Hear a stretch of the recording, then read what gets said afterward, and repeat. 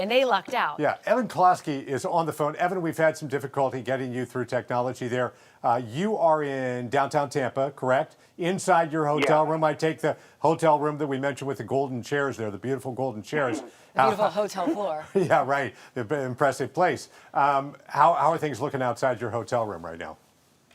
Yeah, the digs in the hotel room are way different than what I was showing you before, so I've downgraded there. But as far as the power situation goes, we're still good here. And I'm looking downtown Tampa, and I'm seeing the city still lit up, the Tampa sign still working. So from that perspective, I think we got power, which is a good thing. And I do want to also mention that because the wind has been so strong, I mean, it is howling down here. And these palm trees, they are pretty, but they are gritty, because they are staying firm, at least from where I am. I'm sure once we get out of the hotel and we start canvassing the area tomorrow, we're going to see a lot of debris and a lot of things that were flying, streetlights down, all that stuff. But as far as what I can see, there's not a lot of pooling of water in the downtown streets, and that's because the wind is whipping this rain all the way to the bay, down by Amalie Arena, down by AMSO, all that stuff. It is taking that rain and it is flying. So where it's going to land, where it's going to end up, where it's going to pool, I'm not 100% sure. But at least from that perspective, I don't see some of that. I'm looking at the Crest building. There's a gaping hole there where we took a live shot out there earlier today. We were kind of showing you some of it was getting a little bit loose, and there was a gate that was locked up. That gate flew open at some point. So there is a hole right there, and I can see that from my hotel room. But as far as the big picture is of what I can see, I haven't seen too much debris flying out there, though I'll hear some things in the distance kind of clunking down the street. So I know that some of it's happening, but some of the street lights are still working as well, which is, again, is good news. The other people that were able to, also snag a hotel room where you are, you've been able to talk with some of them. Now that Milton has made landfall, what have you heard from people? I know they were downstairs. Yeah, I was talking with a lovely couple that lived on Davis Island.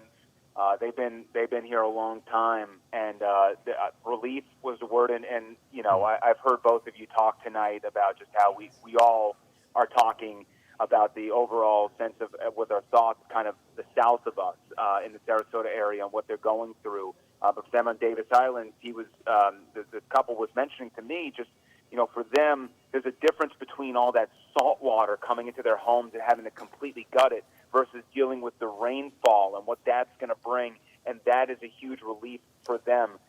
Also talked with a lovely family out from Tarpon Springs, and they take an abundance of caution, and they were hoping that they haven't had to deal with issues in the past with hurricanes, and they've been lucky in that regard. But they always make sure that they evacuate where they can and get out of harm's way.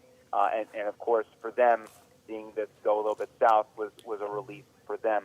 But yeah, I mean, overall, just everyone kind of hunkering down, everyone having the same kind of conversations of how they got here, how they can hope they can return back home and remember, see the home that they remember when they left, and overall just us kind of tracking where this thing was going to make landfall, because for a lot of us, up until those final minutes there, we just didn't quite know if that eye wall was going to come towards us and bring the absolute worst in terms of surge, or if it was going to go a little bit south. Yeah, there are so many people who've tried to find hotel rooms. I'm wondering, Evan, where did people come from? I know some of the lucky ones probably came from close by, but others, I would imagine, were just scrambling and may have come from, point south or wherever. Yeah, I mean, Tarpon Springs, Davis Island. I also have seen some late additions here, and I didn't get exactly where they're coming from. I know someone right before the storm got really bad came in with her dog and her cat. And she said she took about an hour Uber to get here. It was dumping rain. We were helping hold the door and grab some stuff from the car while she was getting in. But the hotel has, tried to be as accommodating as possible to some of these last-minute accommodations. And I'm sure this isn't the only one. I'm sure that's been happening all around the area. Again, we're in evacuation zone C, so we are out of harm's way, of course, of what that surge would have been if we had the worst-case scenario here. but of course it's kind of just been a filtration of people going in the hotel, and ultimately just kind of, honestly, when you go downstairs and everyone eating dinner there, at least before 8:30, before all the elevators shut down here, it was a pretty normal night. It was just kind of us gammoning together and enjoying food and conversation, and Evan, beyond that, just everyone's just kind of going upstairs.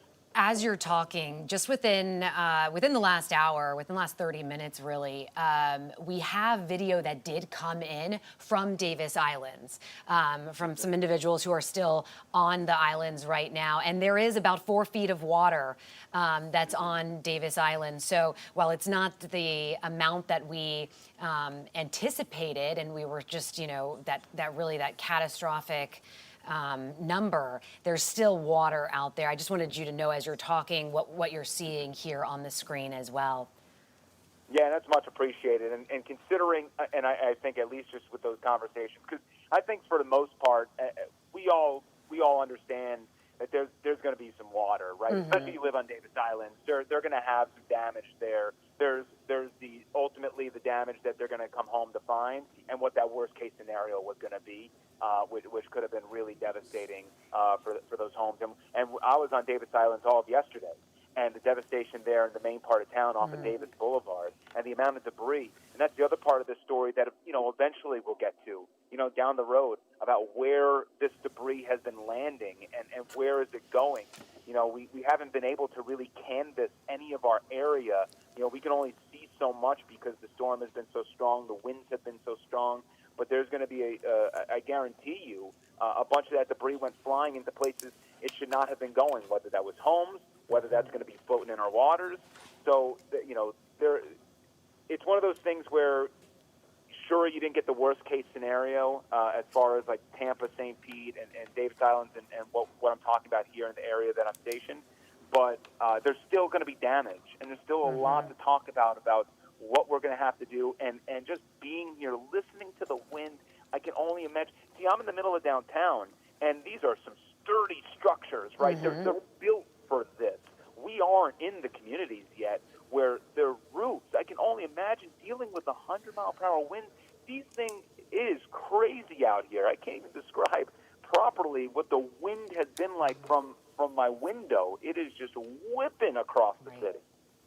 And, Evan, you're right. We are witnessing history, and homes that are historic are now going through a storm that will make history. And I appreciate, Evan, sharing that, describing that. As a homeowner in South Tampa, I am nervous about those winds and what that means for a home that was built in 1946. And so I share that concern with so many of you, but I'm glad that we're able to tell people, here's what's happening, so that you have kind of, you brace yourself a little bit for what you may go back into. Yeah, it's both the rain and the wind that we're concerned about right now. Chris Vickers, meteorologist, joins us.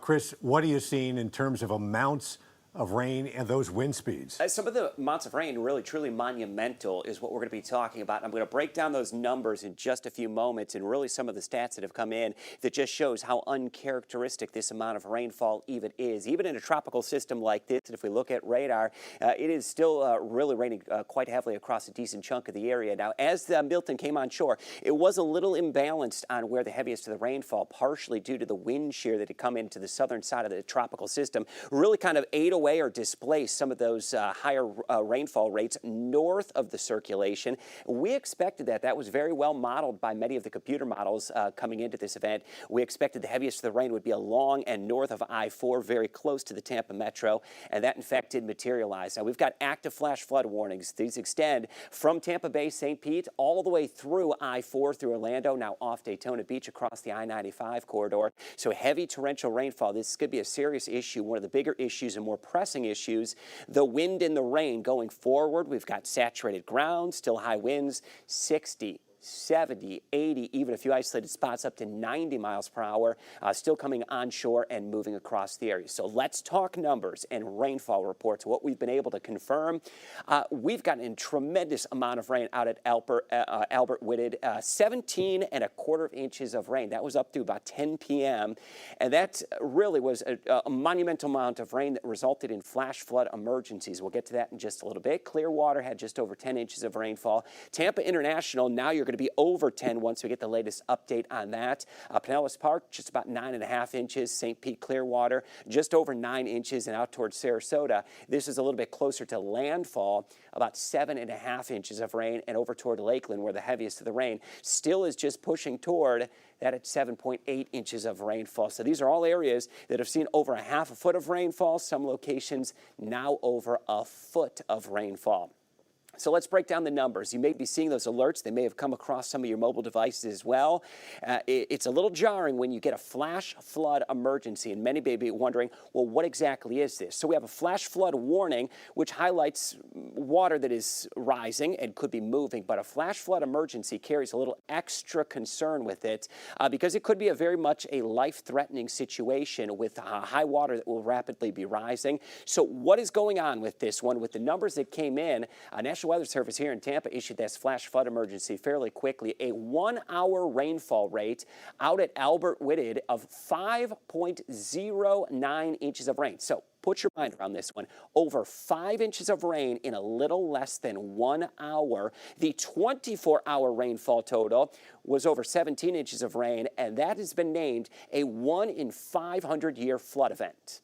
What exactly does that mean? To put this in simple terms, it means any given year has a 0.2 chance of this happening. So it is a very minuscule chance of this happening on any given year. It is a reoccurrence interval where we measure more extreme events that have occurred, and this is an extreme event with how much water has fallen from the sky. It is still raining. We still have winds, 60, 70, even up to 80 miles per hour. Much of those higher winds are going to continue to press inland, and here's that circulation, that center of circulation that is now moving.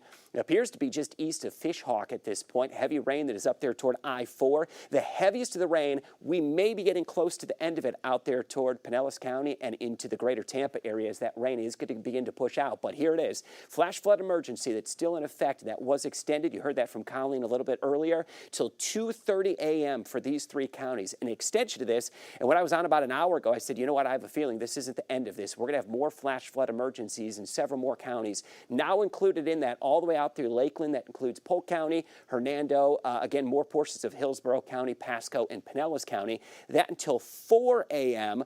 So that is going to be more the immediate concern. We still have very high winds across part of the area. Current wind speeds, sustained winds topping over 50, 60 miles per hour. Look at that in Sarasota, 69, Tampa at 52, and still a recent wind gust up to about 85 miles per hour. These winds will begin to subside over the next 1 to 3 hours as we see the remnants of Milton continue to push off to the east. We do have our future cast here hour by hour. We're going to take you through this and wrap things up. We have that circulation that's going to continue along I-4 east of Lakeland. Once that makes it over there toward Lakeland and then Orlando, we're going to begin to see the winds subside. The heaviest of the rain will taper off. And by about 2 to 4 a.m., most of that really torrential heavy rain will be wrapping up and moving out of our area. And very immediate concern, though, is some of the flash flooding and the high winds that still are occurring across the area. Send it back to the desk. We're all hearing from some folks in downtown St. Pete about the roof at Tropicana Field. The dome. And that there is some damage to it, that it has been ripped. This is video right here that we're seeing. Look at that. Inside of the Trop. It's been shredded as a result. This is the home of the Rays, and this was an unusual cover to the dome there that you actually got light through, and it appears to be shredded tonight as we take a look at this right now. This courtesy of Dave Moore. We appreciate Dave Moore sharing this with us outside tonight. of Tropicana Field, but really kind of you can see inside and just, you know, obviously we know this is the home of the Rays, but also right now the home for National Guardsmen and line workers. It is filled with, you know, basically all kinds of people right now. Can't imagine what's going on inside that stadium right now and how those people are feeling being in there right now. You yeah, they decided to go with this type of roof like that, and it's really withstood very, very well all this terrible weather we've had. We'll keep you posted on that. We'll keep checking on that and try to find out more about what happened and how the folks are doing inside. Oh, you really hope That's that everybody concerning. is okay, because these are the resources that we need to roll out too once the sun rises. Miguel Octavio is live for us right now in Lakeland. And Miguel, you are certainly getting much of the impacts too. What's happening where you are in Lakeland? Courtney, I can just tell you the winds continue to get stronger here. We actually are under another sort of covering here to give us some cover from these winds, but also the rain here as well. The conditions just getting stronger by the hour here. I'm going to see if there's a way we can kind of safely show you what it looks like from the outside of this hotel space. You can see some of the palm trees swaying over there. Really just not ideal conditions to be in, and we know that flash flooding concerns is something we have been mentioning, and this is something people here in Polk County are really stressing here as well. So the wind just picking up, the rain here as well, not ideal conditions. Already reports of down power lines in some roads, and roads that you can't even pass through because of the flooding here as well. I can tell you there are a number of people who evacuated here in Lakeland from the Pinellas side, Hillsborough side. I actually met one man from Palmetto, and he was concerned about where this cone was heading. And right now there are a number of people inside just trying to keep track of their homes through their Ring cameras, whatever they can, but the power is out, the internet is down. So they're sitting there with a lot of uncertainty, hoping that they can come home to their homes and find it just as they left it there beforehand. So I want to pull up a soundbite from a quick interview we did with one man who's concerned that his home might be damaged from those strong winds. Take a listen. Yes. How concerned are you? Very, because right now we can't see our cameras at home to see if anything's on because the internet's out, the power's out. So with it being so close to Terracea Bay, the water coming in and trying to get the water coming out from the rain is just going to stop right there. So without knowing nothing back home, it just drives you crazy, you know.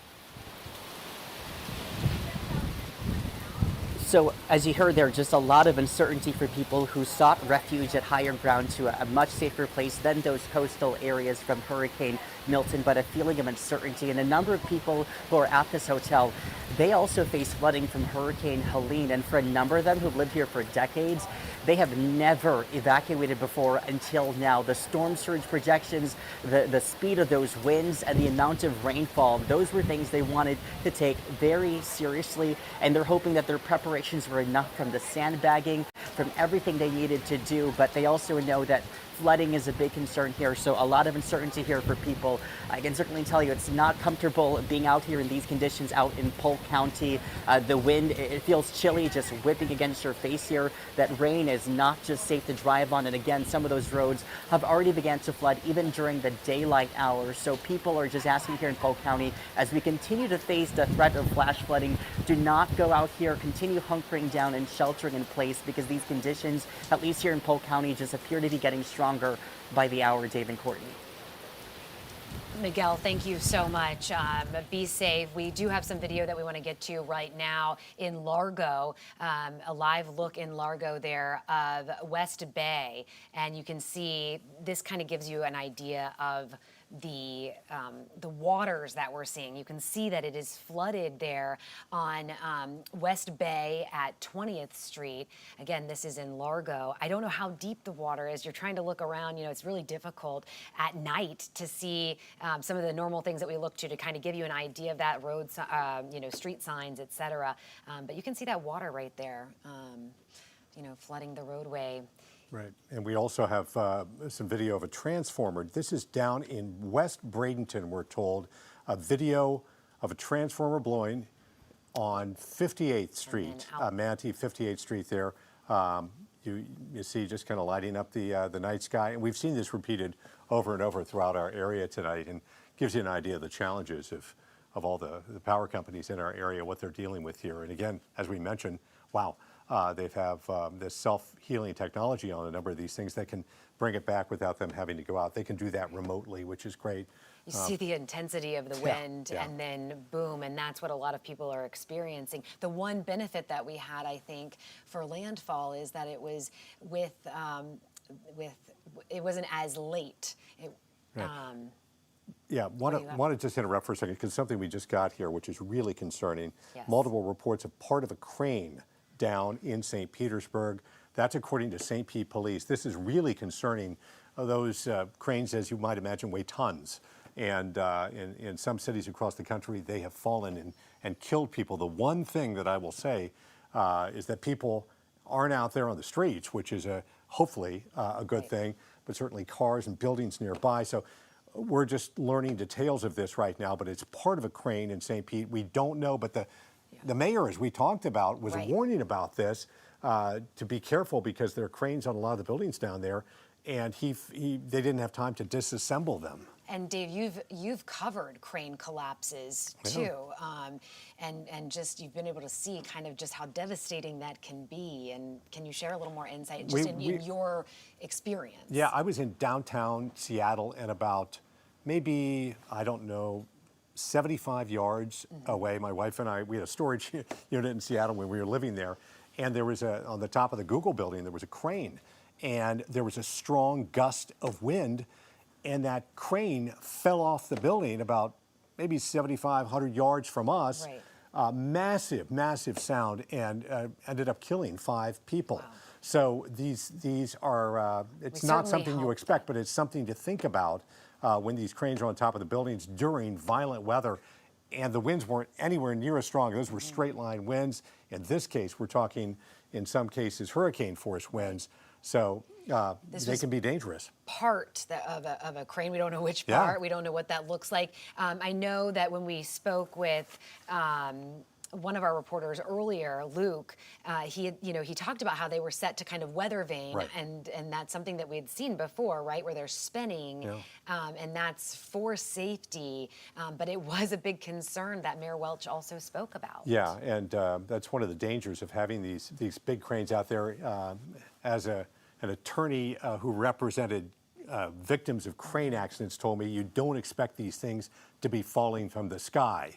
And these cranes are up there. You assume they're safe. But in this kind of weather, all bets are off. They can't necessarily sustain the kind of winds that we are seeing around here. And again, as the mayor said, it takes a couple of weeks to kind of disassemble and get that process in order. Again, if you're just now joining us, you're watching 10 Tampa Bay. Courtney Robinson along with Dave Wagner. We're talking about a partial crane collapse in downtown St. Pete. We're not sure exactly where that happened, but it is of concern, and it was something that we had talked about ahead of the storm, that this was a real possibility. Yeah, and you think about, we saw the winds rip off the roof of Tropicana Field. Do we have that video? It just shows you the intensity of the winds in downtown St. Pete tonight. So I don't know.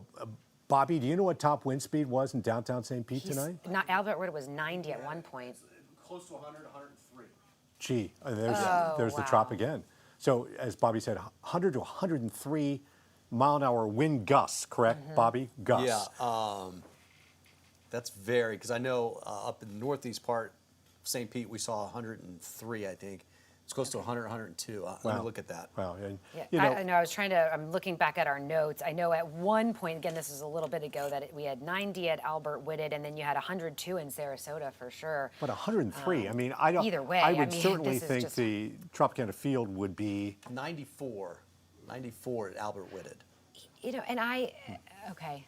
When I look up at the dome of the Trop when I'm inside, you think it's just that solid metal, and then to see things flapping. Yeah, I mean, it's actually sort of I don't want to call it a fabric, but it's sort of a structure that's designed to allow light through it. So it's so it's got those kind of metal beams or whatever, but that's sort of a translucent. I can't remember the material. I was here when it was being built, and but it was kind of a novel concept at the time.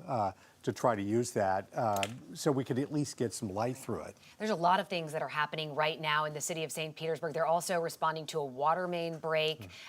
They're having to shut off potable water service citywide, and that's going to start at midnight, so just about 30 minutes from now. Midnight tonight, potable, so that drinking water is going to be shut off citywide in St. Petersburg because of this massive water main break already. The eastern part part of St. Pete, northeast all the way down to southeast St. Pete. Those water treatment plants both have been taken offline. So now no longer can you drink that water. It's being shut off, but also you can't flush the water. Just a lot of real issues, and this is what happens, that sewage could back up into your home. These are things that happen during hurricanes. And while this is St. Pete that we're talking about, these are issues that we can see happen in other counties and other cities because our infrastructure is so fragile. And here are those sewage treatment plants right here that we're looking at. 2 of them are out, and they're going to affect a lot of people in our area. They did this proactively, shut these plants down, but it's northeast and southwest. We're talking about the sewage treatment plants there. Did it proactively to make sure there was no saltwater incursion. So it did that to protect the equipment. The end result, though, is you can't flush your toilets. And now, city is shutting off potable water in the next half hour or so at midnight tonight. So that's a big problem too. So, as Courtney mentioned here, you're without water, drinking water, showering water, all that kind of stuff that you need your water for, and then you're also unable to flush your toilet. So it's a bit of a mess right now in downtown St. Pete between the water, the sewer, the damage at the Trop, and then the crane falling off, piece of a crane falling off a building apparently in downtown St. Pete. A lot of damage, and that was not even landfall. Landfall happened farther south in Siesta Key, 8:30, 11:30 now, so 3 hours. Again, things just kind of domino effect through this, and we've heard the winds out here, and we're in Tampa and the East Lake area. Christian Benavidez is in Tampa and has more from Tampa. Christian. Hurricane Milton made landfall on Florida's Gulf Coast Wednesday after officials and residents took precautions ahead of the potentially deadly storm. In Sarasota, ambulances lined up, ready to evacuate nursing homes. Milton still carries incredible destructiveness, can wipe out communities. In an address to the nation, President Biden said the federal government will work with Florida officials to help pump floodwater, restore power, and clear debris that can turn into deadly projectiles during heavy winds. I encourage people to look for safer shelter. Sometimes moving just a few miles can mean the difference between life and death. The Tampa area has not had a hurricane this powerful in more than a century. Officials are concerned for the potential of deadly storm surge and those hurricane force winds. It's moving toward the northeast at 17 miles per hour, and it will continue to move across central Florida throughout the night and into the early morning hours. As Milton approached, mandatory evacuation orders and warnings were issued to millions. We had to convince folks to get out of high rises and that even if they were 7 stories up or more, then they were still at risk. I've never been like this close to like a big hurricane. We're just gonna keep sheltered up in our hotel room. I mean, we brought books, we brought card games and stuff. Several major theme parks ceased operations and Orlando's airport closed ahead of Milton's landfall. Christian Benavidez, CBS News, Tampa. All right, let's take you live right now to North Dale Mabry at West Cherry Street. So this is kind of that, north of that Midtown area. 275 crosses over. This is the Walmart, the Foods, Rack, all area. that kind of stuff. Right, and there you can see in the background. Actually, I think that shot. Oh, that's actually Ray J in the background with the flashing lights. That's Raymond James Stadium. I think we just lost that picture, but you could see that power was out on Dale Mabry here as well. So this is a major corridor where, again, you don't want to be out on the roadways and there's no power. There's nothing to see if you're driving, and it's difficult to know what things are going to look like. But again, you can see Raymond James, the flashing lights of Raymond James there in the background right now. You can. Let's go to Angie is in Ybor City right now. Angelina Salcido. Angie, what are you seeing? We've got trouble over on the St. Pete side. Are you seeing equal problems where you are? Well, you guys were just talking about power outages, and we actually have lost power where we're located. We're in the same spot here in Ybor City along 7th Avenue. We're at the Hampton Inn, and our hotel actually ended up losing power, and they do not have a backup generator. So what they've done is put out lanterns so that way the guests can have some light and be able to see. What you're hearing in the background is the generator from the building that is across the street. So they currently have power right now. If people do have generators, then they are going to have power in this area. But from what we can tell and what we can see as we look out, a significant chunk of people have lost power in this area. I did check for power outages in Hillsborough County just in general. There are hundreds of thousands of people that don't have power right now. That is coming from several different power companies, not just TECO, but Duke Energy as well. And so, yes, this is going to be something that we're going to continue to see across several different communities in Tampa Bay because of how long these winds have been whipping as Hurricane Milton continues to make its way across the state. Now, we were kind of just waiting for this to happen at the hotel. You guys heard from the owner, Crystal, or the manager, Crystal, earlier on, how they were doing everything that they could to make their guests feel comfortable. This was one of the things that they prepared for. They knew that they were not going to have power as soon as they lost power because they don't have a backup generator. That's something that they made clear to guests to make sure that they were letting them know that that was going to be something that was going to happen. So for right now, that's how they're dealing with it here at this hotel. I'm sure that we're going to see more and more areas lose power as well. When you think about it, I mean, we're getting all of this rain for hours, right? The wind is blowing one way, like Bobby explained it, and then all of a sudden it's blowing another way. It's going to be taking down trees, it's going to blow transformers, and blow down some power lines as well. So right before the power went out in our area here, we did see that transformer blow. The lights were flickering on and off. It came back for a little bit, and then it fully went out, and that's currently our situation here at the hotel along 7th Avenue in Ybor City. Yeah, Angie, we know that this was going to be a major power outage event for the Tampa Bay area, for a lot of the state as well. Have you seen first responders out on, or heard them?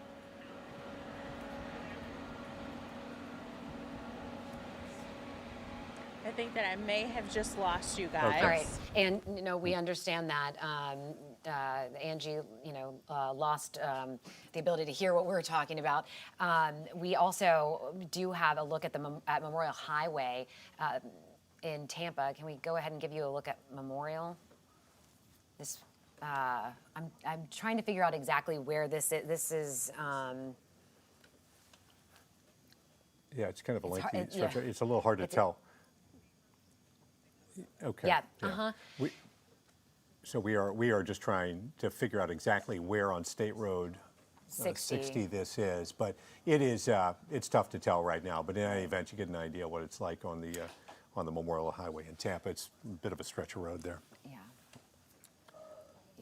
Yeah, it kind of almost looked like at the base of the Howard Franklin there. It Really, did. It did kinda look did. at kind of where you take that you go to kind of toward West Shore Boulevard, Kennedy, Right. that sort of thing. A couple of things we're Yep. keeping our eye on right now that are kind of important, top of mind.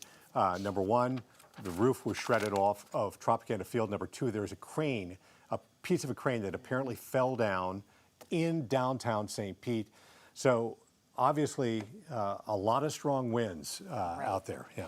And then on the Tampa side, just for those of you who are kind of checking in, we did see the water kind of coming out of the bay, but do know, please, that on Davis Islands there is a good bit of water there as well this evening. All right. Well, let's check in with Colleen Bobby, Campbell. Bobby, do you have something? Okay. I don't think that's surge.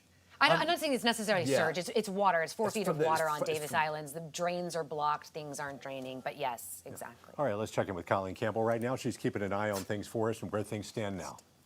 Yeah, well, we were just talking about how the cranes were toppled and how the portions of the roof have been ripped off of Tropicana where they had some strong winds. And I have asterisks over here at St. Pete Clearwater because guess what? That site is offline and has been offline for quite some time. So the latest gust that we got at the St. Pete Clearwater Airport was around 83 miles per hour. And that's when that particular site was knocked down. But we have other areas that we had 100, 102, 101 mile per hour gusts. Look at Albert Whitted. Recently, we had 101 mile per hour gusts. Sarasota Bradenton, 102. And Venice Bartow, 94, 97 mile per hour gusts. Again, this was all updated as of 11 o'clock. Now, that's not when the gust occurred, but the last few hours here is when we have seen our strongest winds as Milton continues its journey out to the east here. So we also have a lot of rain that has been working through our region as well. I'm going to go ahead and look at that. All right, so rainfall reports. We've had 17 inches over at Albert Whitted. Clearwater, 10 inches of rain. Tampa International, 9. Pinellas Park also pushing 9, more than 9.5. St. Pete Clearwater, 9. And Sarasota Bradenton, 7, almost 8 inches of rainfall. So again, I'm just going to advance these graphics here because it looks like my clicker doesn't want to work with me right now. So on our radar, you see all these areas highlighted in the maroon. That is our flash flood warning, which is now being extended into Orlando. That area kind of moving into our Melbourne office. They're extending that flash flood emergency for that portion of our states because we're seeing that heavier rainfall move with Milton as Milton continues out to the east there. So here's all those warnings that you see highlighted here. And notice you have these individual boxes. These are all those flash flood emergencies on top of the regular flood warning that we have. So we have a flash flood warning and then the flash flood emergency. And again, that's not often issued. It's a rare event that we have a flash flood emergency, but it's basically when we have so much rain dumped in such a little period of time. And we're talking record rainfall amounts. Of course, we won't have an official record report of the winds or the rain until this event is over and done with. As you can imagine, the National Weather Service office has been working endlessly to get that information out, life-saving information, and we've been working with them and we're proud to be partners with them. But rainfall estimates, you can see here highlighted in the yellow, 10 to 14 inches we're talking for rainfall estimates across our area. Some areas even higher than that. We just went over those individual reports. This is just from our data coming into our station, but we have official reports from those sites where we have 16, 17 inches of rain in some locations. So that's pretty impressive numbers. And again, Pasco and Hernando counties seeing closer to 9, 10 inches at least. Currently, our winds are still very strong. We have sustained speeds in the mid 40s, upper 40s, and then look at Sarasota. We have sustained speeds still in the upper 60s. Now, the gusts are still very impressive. The numbers are a little bit smaller there. You'll see it next to, it's highlighted in the blue here, St. Pete, 76 mile per hour gusts, Tampa 82. Let's see if I can get another one that's looking pretty high. Again, I know those, Winter Haven, 79. I know those numbers are a little bit hard to see. So again, most of that heavier rain is kind of wrapping around with that counterclockwise Milton that continues to move out to the east. That flash flood emergency that initially started in Hillsborough and Pinellas County extended eastward, and the time also added to 4 a.m. for a lot of those counties. So going on Futurecast here, you can see this is what we're working with over the next few hours. This is 11:30, so current time going into 12:30, 1, 2 a.m. This system is going to continue pushing up I-4 into Orlando, where we have a couple of reporters right now. I know our Chris Hurst has been kind of hanging out with the folks over in Orlando, and a lot of our digital team is out there as well. So we have people really spread across our area because we wanted to get that coverage as Milton continued. So here we are around 2:30, and again, by this time, we're still looking at a Category 1 hurricane likely as it ejects out the other side. So of course, we will keep these totals running, and as soon as we get those updates, which we have been getting updates every hour, we will bring you the latest information. Colleen, thank you so much. Want to let you know right now, we're hearing from Pinellas County Emergency Management that multiple cranes are down in the city of St. Petersburg. Yeah. And here's some video that we had from earlier here of those cranes. The mayor of St. Pete, Ken Welch, had said he was concerned about cranes in downtown St. Pete and was actually warning residents in the area there of at least 4 different projects that there was a danger these cranes could fall from the top of the buildings. So he warned them to stay away from windows, try not to be in these buildings next door, but it's pretty difficult to do. It's pretty challenging. It's what the tough thing is that, at least according to the mayor, it takes a couple of weeks to actually implement the plan to bring these cranes down. As you can see, they are massive. They're massive. And now we're hearing reports that there are multiple cranes down. You know, there's the one right there at 4th and Central. That's the 400 Central building, which is a luxury condominium tower that's being built right now. And that's such a busy corridor around there with so many people. And we just hope and pray that nobody's been injured by these things. Additionally, the part of the dome for Tropicana Field, just these winds, and Bobby shared with us, we're looking at a little more than 100 mile per hour that they've recorded in that area. So part of the roof of Tropicana Field is just flapping there, right there. You see that, and that's what So looking down in that, and this has the ripple effect of, it's not just Tropicana Field, because inside was the staging area for so many first responders, National Guardsmen, line crews, ready to roll out. You just hope everybody is okay. Yeah, there have been so many, so many storms that have gone through here since Tropicana Field was built. It's kind of amazing that, and certainly we've had 100-mile-an-hour winds, I would assume, over the years that hit the downtown area. But strong winds, of course, but we've had other big storms blow through here. But for whatever reason, this particular storm, Hurricane Milton, has shredded the roof of Tropicana Field. Just sort of thinking ahead, not only to the immediacy of it, but how does this affect how does this affect the Rays? How does it affect all the different events that go on there? We do have a crew on the way, by the way. Yeah. Well, they're getting a new stadium. That's true, but that's going to take years, right? A very long time. Yeah. Also, when we talk about, you're seeing above, make sure that everybody can hear me, above ground, we're seeing these impacts with the crane and obviously the roof of the trop, but also the infrastructure that you don't see but is so critical.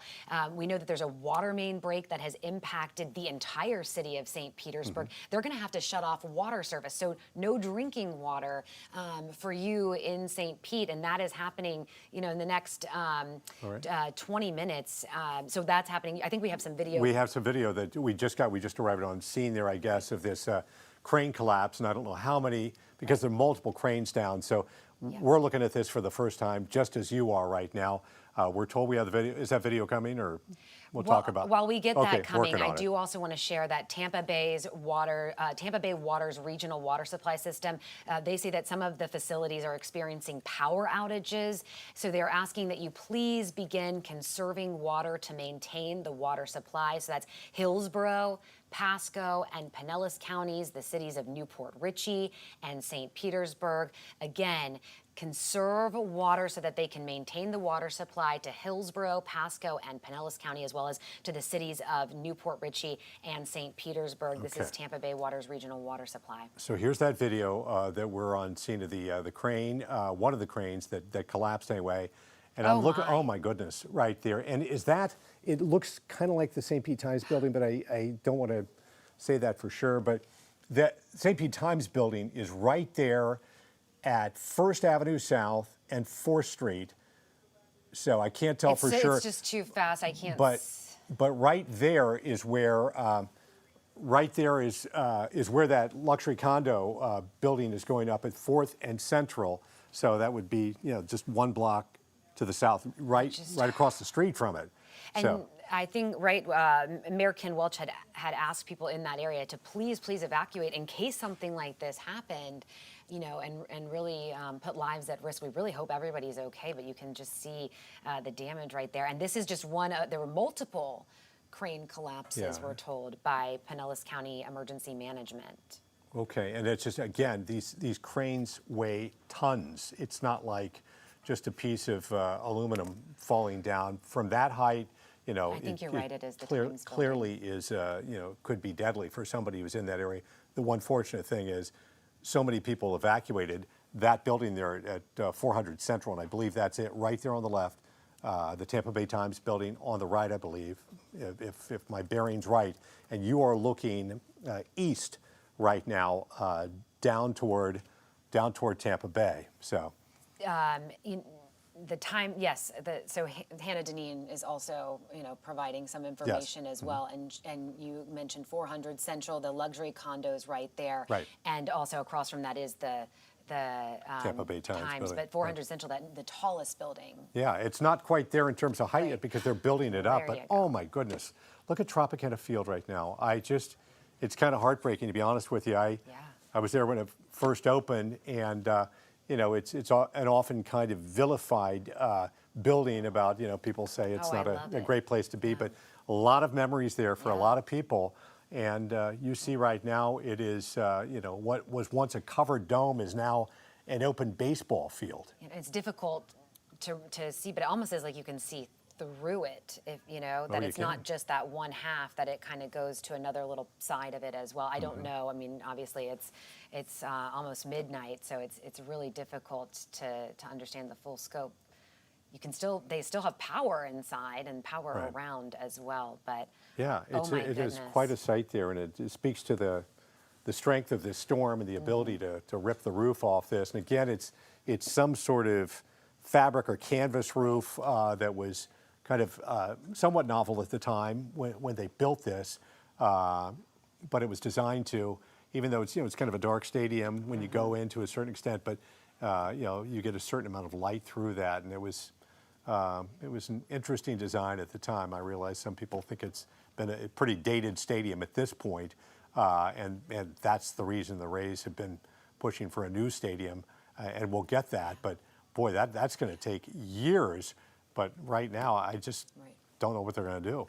No, and we do have a reporter. We have a crew down in that area. They are working to get set up so that they can share with you what they are seeing, and we'll bring that to you. But again, the information that we have at this point for Tropicana Field, the roof right there, obviously cranes down. This is just St. Petersburg. It's not clear if Tampa had some of the same issues with cranes. We don't know that. And we don't know what we're going to see south. Right. I mean, when you look at this, I mean, there have been so many events here. We've had hockey. I mean, the Lightning played hockey in this dome stadium here. Of course, the Rays did. There have been concerts in there. It's the smallest Major League Baseball stadium by capacity. But there's been football played in there. I mean, it's just so many things over the years, and we look at that stadium now, and it's just okay. Yeah. We're being told we have Luke Clary. We do have Luke Clary, who's live at the Trop. Luke, let's see if we can get to Luke live there. Dave, you and I were talking about what the roof is made of, and it's like that fiberglass type. Some sort of sort of fabricy fiberglass kind of thing, but. Let's get to you, Luke, and tell us what you're seeing right there. There were a lot of people potentially inside at the time. Hey guys, we just got here to Tropicana Field, and as you can see, the roof right now is in tatters. That canvas roof is ripping in the wind, and you can just hear it as the winds rip across that rooftop there. I don't know if people were staying inside at the time. I can tell you that we were here earlier this afternoon and there were no emergency vehicles in the parking lot where they had been staging before, which indicates to me that the resources who were staging here have left. But as you can clearly see now, that roof is ripped into shreds. Just take a listen as the wind continues to rip across it.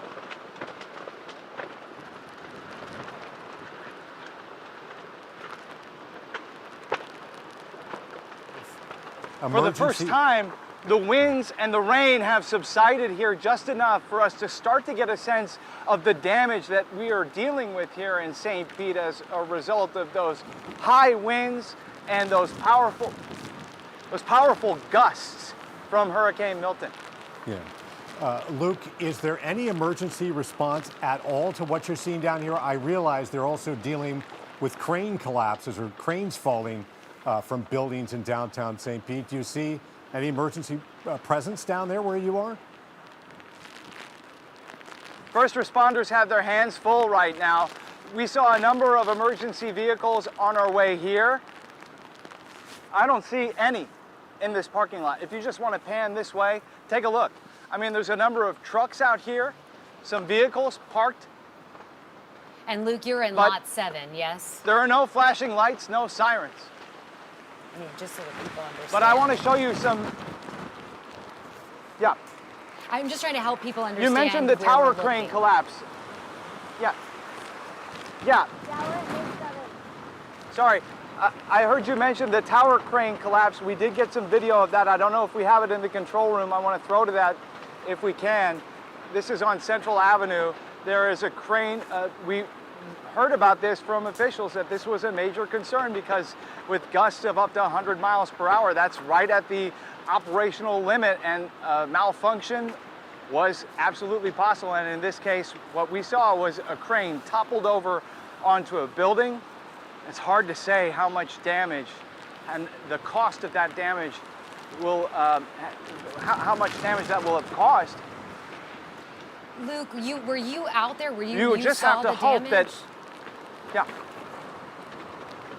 Luke, were I'm sorry, you say out that there? again? Were you out there and did you see the damage? Did you come across the crane? Yes, we saw it firsthand. So I'm here with our photojournalist, Daisy Charlotte. We stepped out of our car very briefly. The winds picked up. We could see additional cranes overhead. We just got out of the car long enough to get some video for you, and then got back in our car.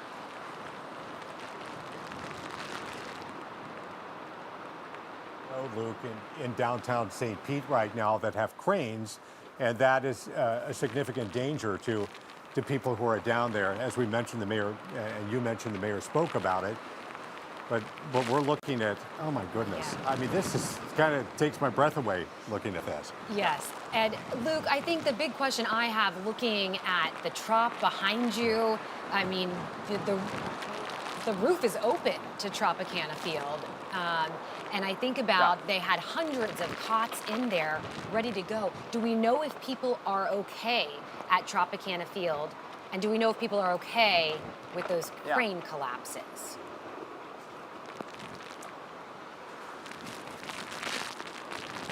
The truth is, I just have no way of knowing at this time. I just don't have enough information. We saw that crane collapse 10 minutes ago, and we sent that video to you. All we can do is hope that there was nobody in that building. Officials urging people to get out of any apartments in harm's way. And for the most part, from my understanding, most people have obeyed those evacuation orders and the urging of city leaders here in St. Pete and state officials. Now, what I don't know, another thing that we're still trying to determine is whether any of those cots were still there on the Tropicana Field grounds. As I mentioned before, we were here earlier today, this afternoon, well, I guess maybe at this point, if it's, okay, so it's still 11 o'clock. So earlier this evening, we were here and we didn't have the great number of trucks and ambulances and other resources here that were staging here earlier in the week. So that led me to believe that they had moved on. And now looking at Tropicana Field and its roof in absolute tatters, I can only hope that everybody got out of there before this happened. Yeah. And Luke, you might swing around the building there. It's a big dome. Look around to the other side when you get a chance. Daisy knows that building pretty well there, who the photographer you're with, but it'll give you kind of a sense as to whether or not there's anybody responding. But it can be quite a walk around there, or a short drive to the other side of the building. Maybe give you a sense as to what the response is and whether or not there might have been people. Yeah, we can hop in the inside. car and we can try to get you another vantage point. Absolutely. Man, all right, Luke. I know that you need to go kind of take a look around, gather some information. Let's give you some time to do that. And you know, this, I think, for all of us here, your breath is taken away, your mouth is kind of open, going, this is something I never thought I would see at Tropicana Field. Yeah. And certainly, in downtown St. Pete, those cranes, the Mayor Welch spoke about that and the dangers for that and asked people to evacuate. And as Luke said, it seemed people did evacuate.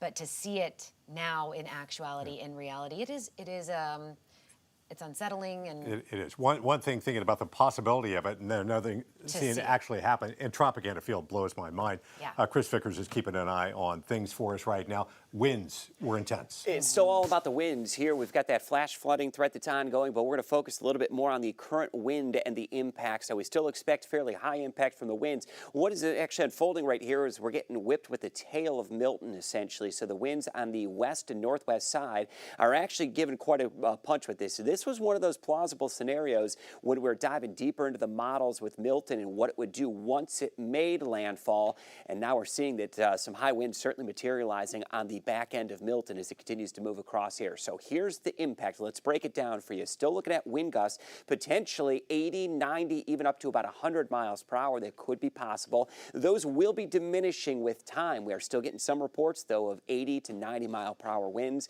as we see that center of the circulation continue to cut right across Florida. Better chance of that wind gust is going to be right along I-4 and south, right across central Florida. So high winds still going to be an impact. We're going to be very cautious about this one. Power outages still will be possible. Wind damage is still going to be possible as these winds still continue to whip across Florida. So let's look at what the peak wind gusts have been at least measured in some of our reporting sites out there towards St. Petersburg. 101 miles per hour.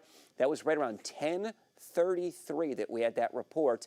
101 towards St. Petersburg, Sarasota, a little closer to landfall, 102.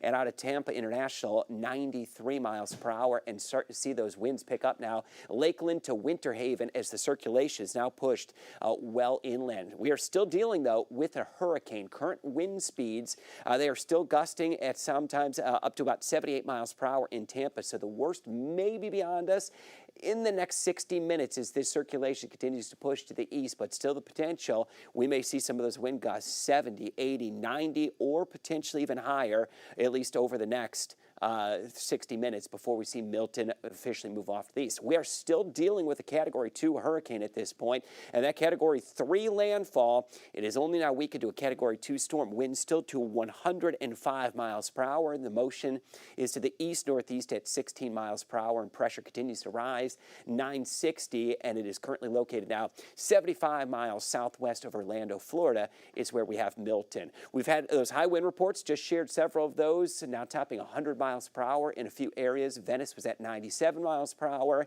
and Tampa International at 93 miles per hour.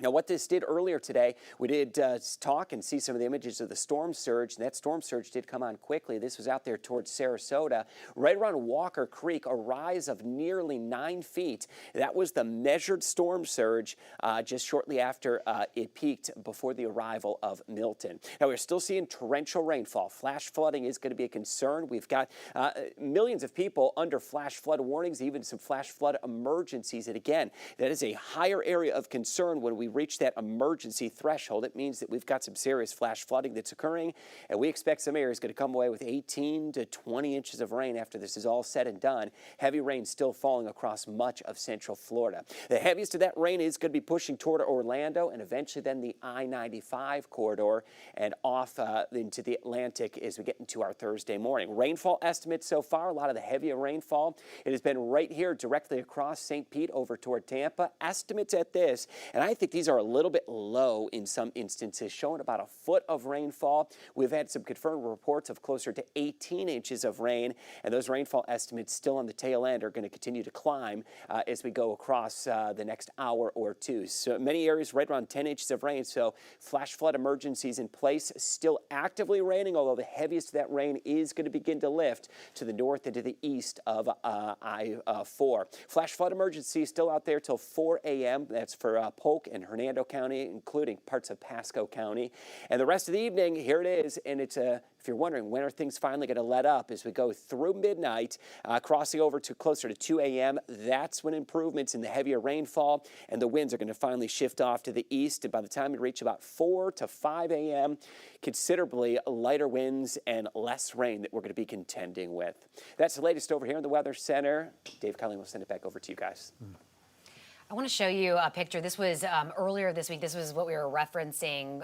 All of the cots that had been set up. Representative Anna Paulina Luna shared this, and you can see just hundreds and hundreds of cots, and you can see people also inside of Tropicana Field. You can see the roof of Tropicana Field there.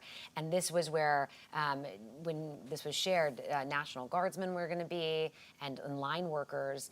All of this was to help first responders who were here to help us and to give them somewhere to stay and to rest and have a place. And now, as we approach midnight, which will be Thursday morning, we are now hearing that and seeing that the roof of Tropicana Field in the winds of Hurricane Milton has been ripped off, and you can see inside of the Trop.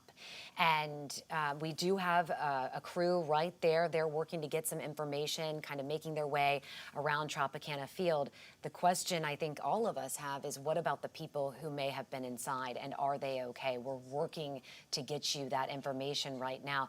But make no mistake that the winds of Hurricane Milton have caused so much devastation just in the city of St. Petersburg, and those winds are also making their way across the state, much less intense, but nonetheless just as damaging. Let's take just down the street from this, this is right around 4th and maybe First Avenue South, 4th Street and 1st Avenue South, if you're familiar with downtown St. Pete. A part of a crane has collapsed there, and we are told that there have been multiple crane collapses. Multiple cranes have fallen from buildings in downtown St. Pete. We had winds around 100 miles an hour at one time down there.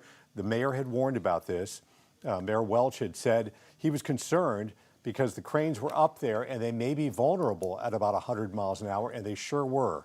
So this has fallen into a building here. We're trying to figure out, we believe this is the Tampa Bay Times building across the street, may have struck that or onto the property there. We've not heard word of any kind of injuries or anything like that. We're working to find out if there have been. We certainly hope there have not been. But this has been a concern for the mayor, because he said, you should stay away there are a lot of apartments around here. If you're near one of these cranes on top of these buildings, you should stay away from the windows, or try to evacuate if you can. But that's tough for people. You think you're in an apartment building, a number of floors up. You worry about the wind, you worry about the water. You don't necessarily worry about a crane collapsing. Right. And this is, again, and we heard from Pinellas County Emergency Management that there were multiple crane collapses. Right. We don't know what those look like. Obviously, it is really intense right now in the city of St. Petersburg. You have the Trop, and you also have what we're showing you here with this crane collapse. They're building luxury condos, the tallest. Right, that's 400 Central, tallest basically on this coast of Florida. Okay. And so luxury condominiums selling for like, what, $1 million and up or whatever. Plus. But yeah, so this has been ongoing for quite some time. And now you see the crane from what appears to be that building at 400 Central there on the ground. As the clock strikes midnight, I do also want to make sure that people have this important information. Citywide, drinking water is being shut off in St. Pete. Additionally, in 2 major corridors for the city, northeast and southeast, those wastewater treatment plants have been taken offline. So flushing your toilet, that water is going to back up into your home. Sewage water will back up into your home when you drain water. And also now, drinking water has been shut off. Again, this is why you fill up your bathtub, you have all of that water. You really need to start to conserve the water that you have. There are 5 major things going on in St. Pete right now. Yes. You've got the water, drinkable water, you can't drink water. You've got sewage issue right now. You've got more than 17 inches of rain falling there at Albert Whitted, recorded there. You've got these high winds that have resulted in crane collapses. And then you've got the roof of Tropicana Field in shreds right now. So there's just a ton going on in St. Pete. I cannot imagine what city officials are doing right now. They've been really thoughtful in kind of trying as best they can to prepare for a storm like this, but there are some things that are unpredictable, this being one of them. This was you would built. never have expected. I mean, Yeah. This would not. Oh, look at that with the Yeah. wind. This is new. Yeah. So this was built, what, 34 years ago? I mean, opened 34 years ago or so. And I was at the opening for this thing, and it was such a monumental occasion. There have been Final Fours played in this facility. The Lightning have played there. Of course, the Rays have played there. There have been football games in this facility, concerts in this facility. And I saw Jane Goodall recently inside of this facility. there you go. Yeah, she was just here in town recently. So there's just been a lot of happy memories inside this building. While the building, you know, the outside structure is still there, and maybe these steel girders are still there, that roof being ripped off really changes. I mean, you wonder how much else is compromised if this And Dave, if this fabric roof has been taken off. You look up and you think about how much is there and how much could come down inside of the truck. Yeah, You really hope not. And you really hope that, you know, the people who are inside, that they're okay. Yeah, there it were looks people like, inside. That's right. As you look at this, I mean, it looks like you can see the much maligned catwalks that baseball Yes. players have I always- complained about.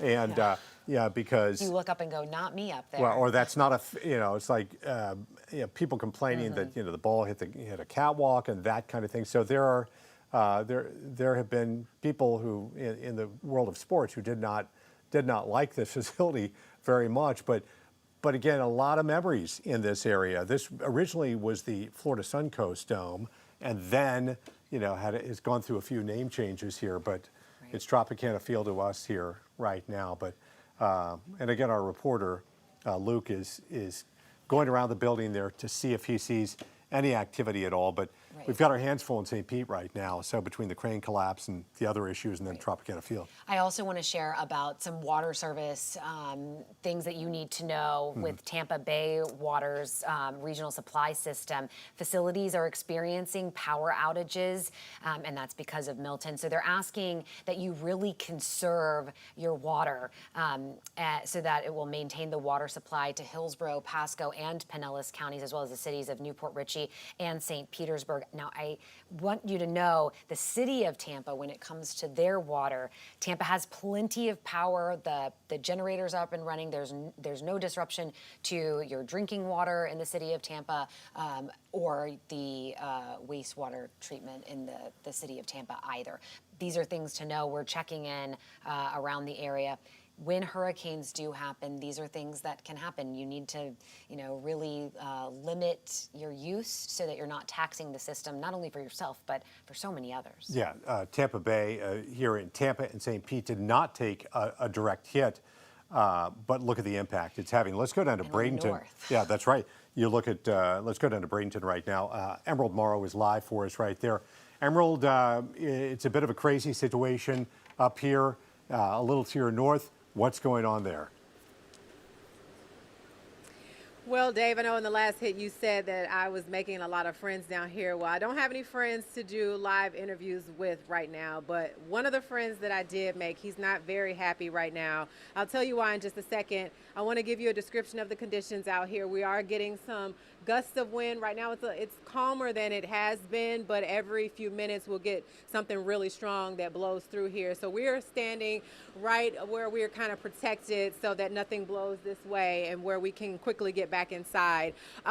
We have heard that in the area where we are in our safe space in the parking lot, there has been quite a bit of damage. And if we roll the video that we sent into the station, I can explain to you exactly why one of the friends that I made this evening is not happy at all. Go ahead and take a look at this video. You can see large limbs of trees that have fallen and really, they're all like cheering inside in there because they're watching this on television and seeing their car on there. So they're kind of shocked that they're seeing this happen in real time. But it's tremendous damage that has happened. There have been windshields that have been smashed, limbs that have really gone into cars. So that's just the damage that we've seen from other people. We have not had the opportunity to go out. It's probably not safe for us to do so and walk outside and try to survey any damage at this time while it's dark and we don't know what down power lines there might be, et cetera, et cetera.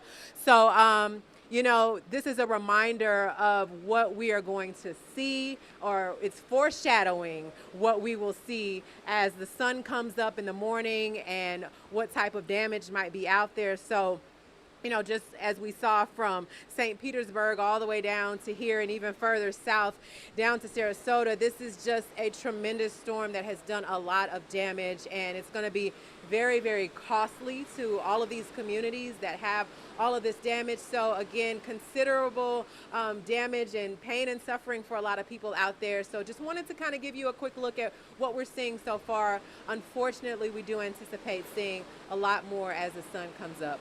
Reporting live in Bradenton, Emerald Morrow, 10 Tampa Bay.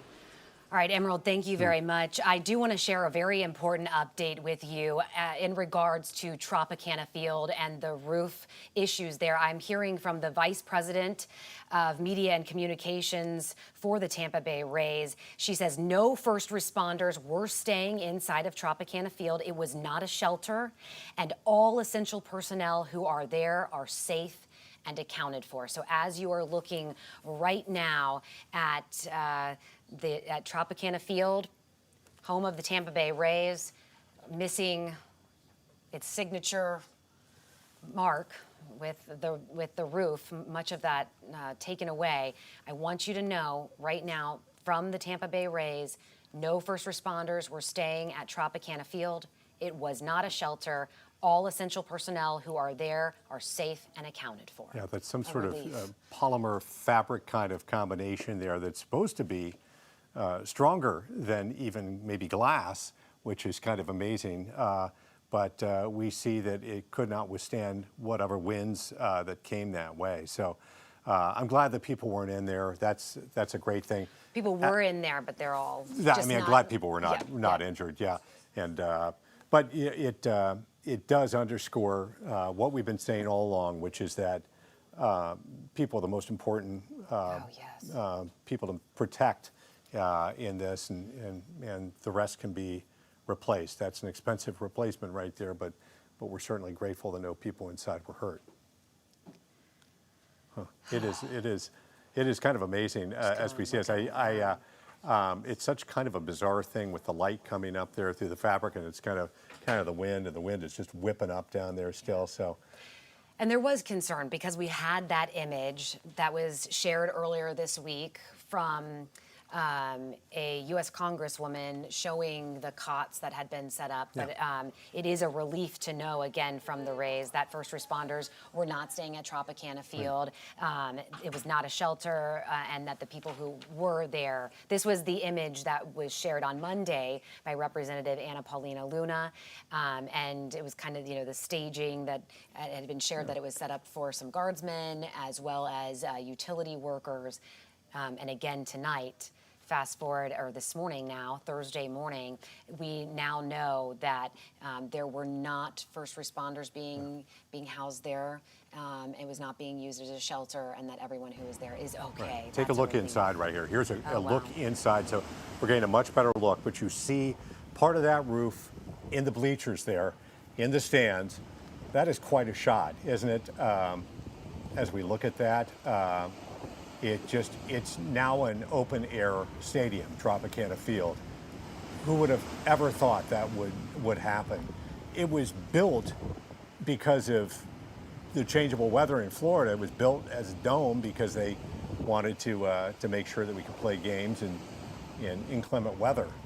And right now, those people who are wishing for an open air stadium there got it. When do you think the last time is that field saw rain?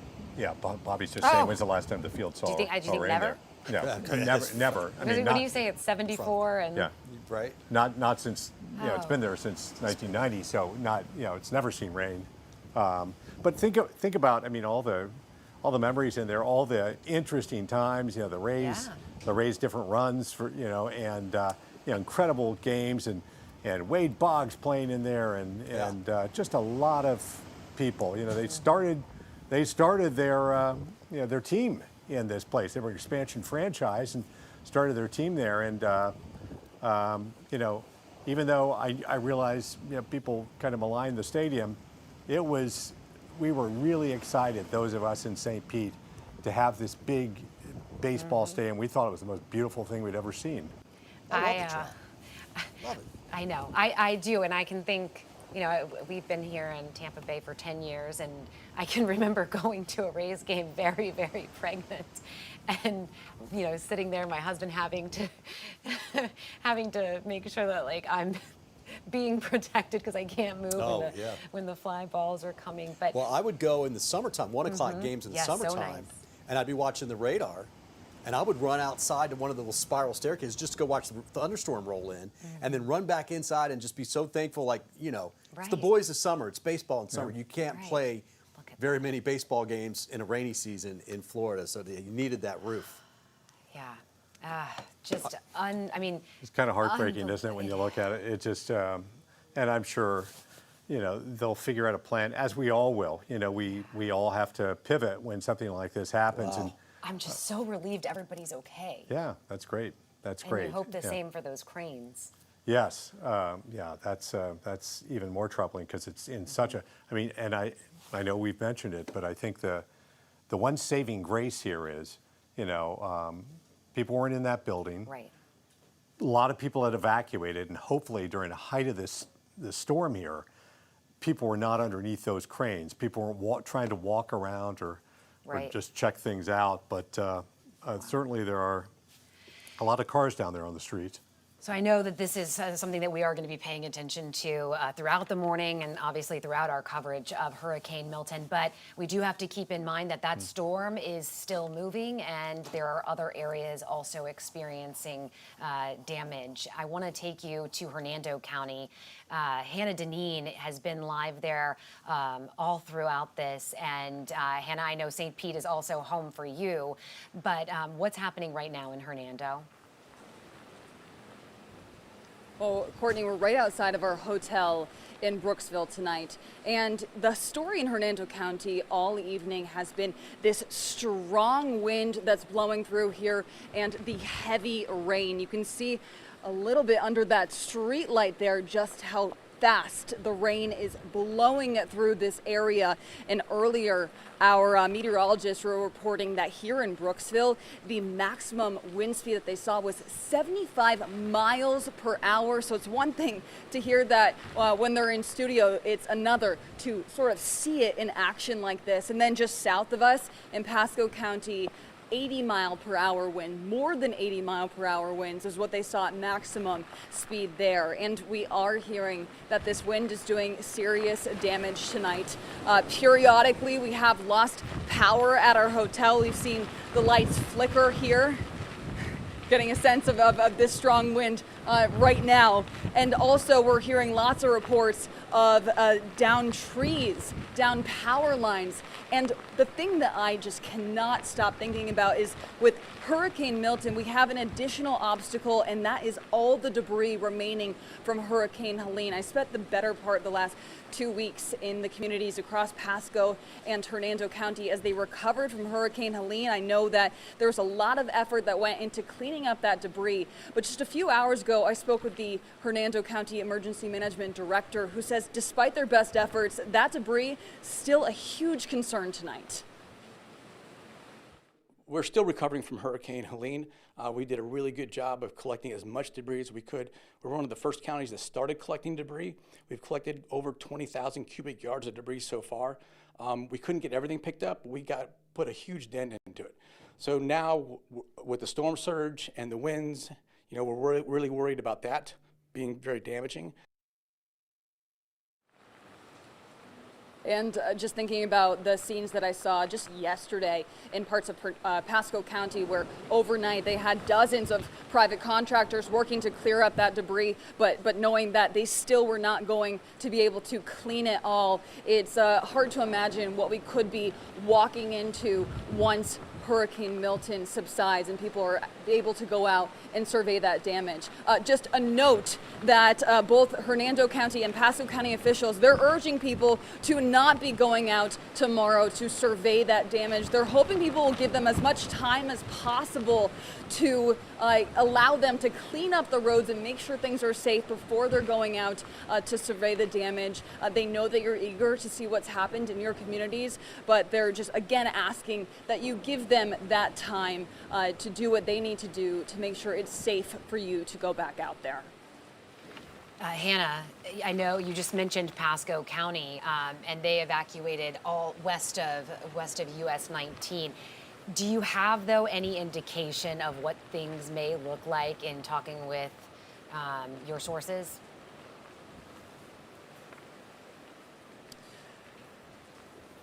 Courtney, I have reached out to a few people in Pasco County who I knew were on the fence about staying because they felt that the storm surge was not going to be as significant with this storm there in Pasco County as it was with Helene. I've not heard back with them yet, but like I said before, I'm certainly just eager in a way to get in touch with them, make sure that they're okay, and get that pulse check on Pasco County. Certainly going to be a priority tomorrow. Understand that for sure. And you imagine, also they've been going through this, and it has not been pleasant with the winds and the rain, and you really hope that they're okay. But imagine that they are very, very busy right now as well. Hannah, thank you so much. I appreciate that. If you're just now joining us, it's just before 12:30. You're watching 10 Tampa Bay as we continue our coverage of Hurricane Milton. I'm Courtney Robinson alongside Dave Wagner. We want to get you up to date on 3 big things happening right now and share this information with you. There's a lot going on right now, even though as the storm is moving inland, there are some important things to know. Number one, you're being asked to conserve water in Hillsborough, Pasco, and Pinellas counties. The water, by the way, is off in St. Pete. The northeast and southwest sewer plants offline in St. Pete. That means you're not supposed to flush your toilets. Otherwise, sewage could back up into your home. Also, the roof of Tropicana Field has shredded. It is now off.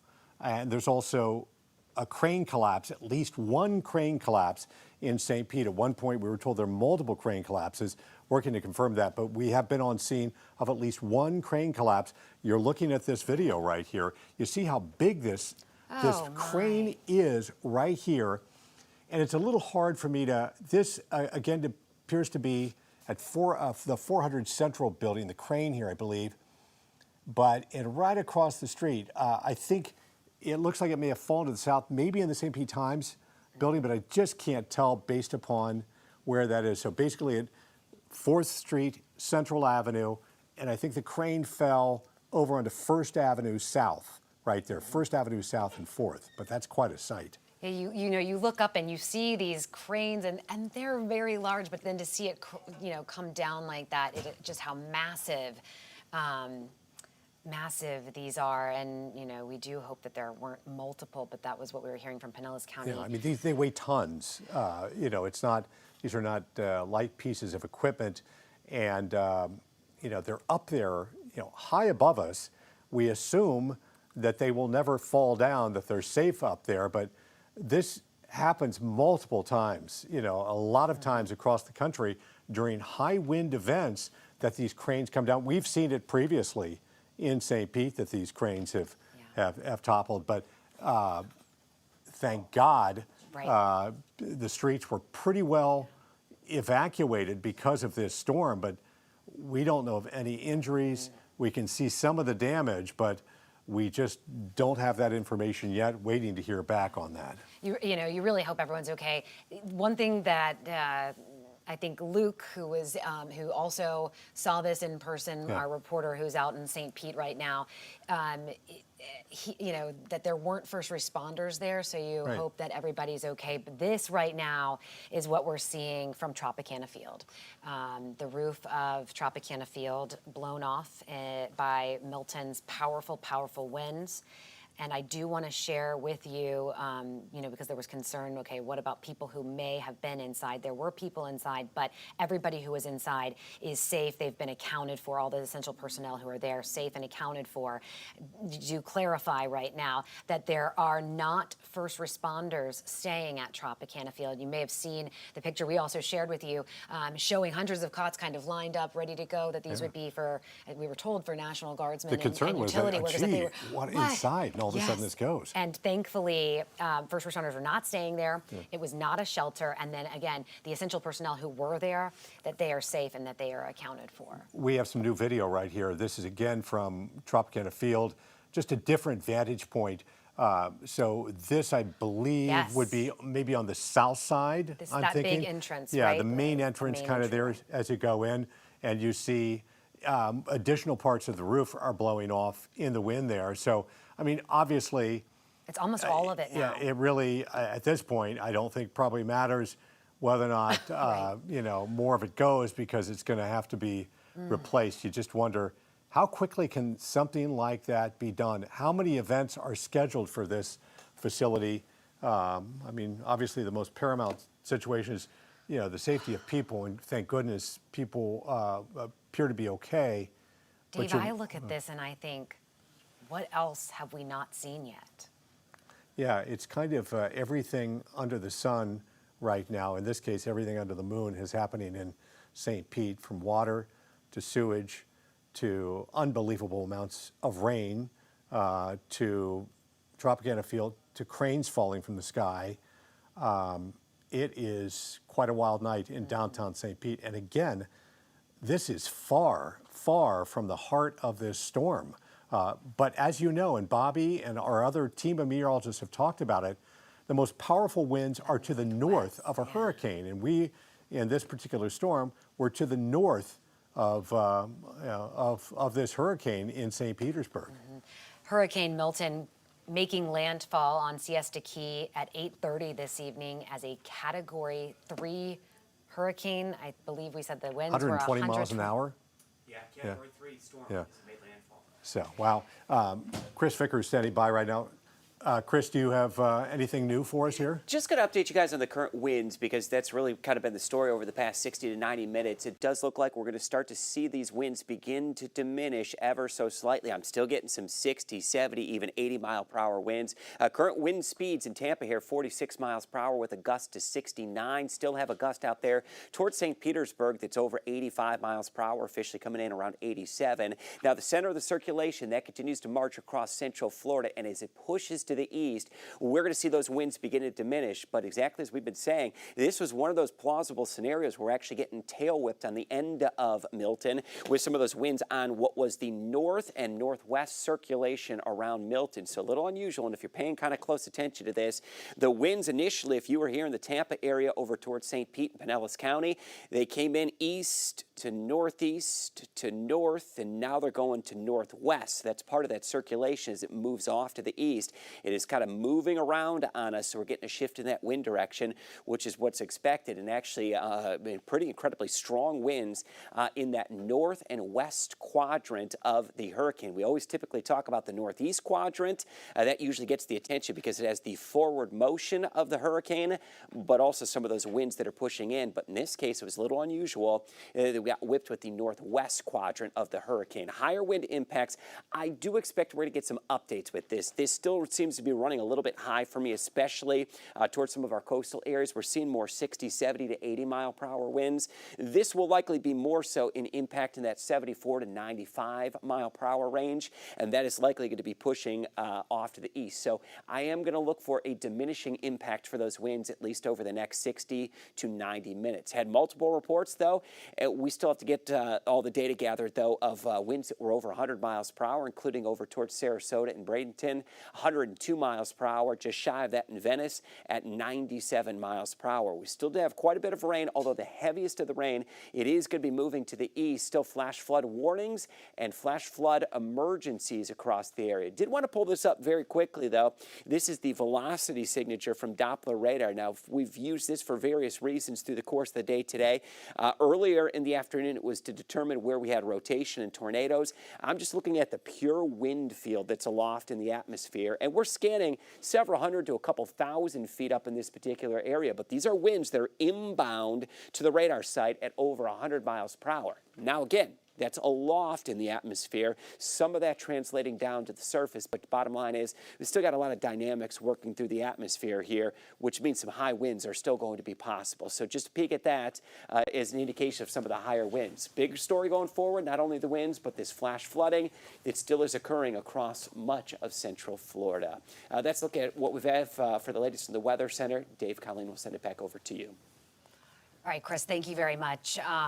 We want to get right to 10 Tampa Bay reporter Aaron Parsegian. We've been talking about Tropicana Field, the roof removed by the winds of Hurricane Milton, and Aaron's able to offer a little more insight. Aaron, are you able to hear us? Yes, I can hear you, Courtney and Dave. Good morning. Yeah, good morning. What are you seeing there right now? Aaron, what have you heard about the people inside? Yes, we're just getting a little more information regarding that staging setup that we saw, obviously, in the days leading up to Hurricane Milton. Before there was that staging set up with the cots, that photo we've seen and shared before for National Guards, men and women, line crews, first responders. Many of those sites were used in the days leading up for some of the massive debris cleaning operations that we saw with those dump trucks going back and forth from the barrier islands. I did hear from the governor's office tonight or early this morning, though, that they actually cleared most of the people out of there this afternoon out of, concern about what could happen with the roof when we were talking about some of these 100-mile-per-hour gusts. So none of those people were staged there as this roof was coming down, except for essential personnel who was in Tropicana Field itself. As Courtney mentioned, those people were safe. So that's the good news throughout all this. Hey, Aaron, I'm curious, you said that there was concern about this before the storm, and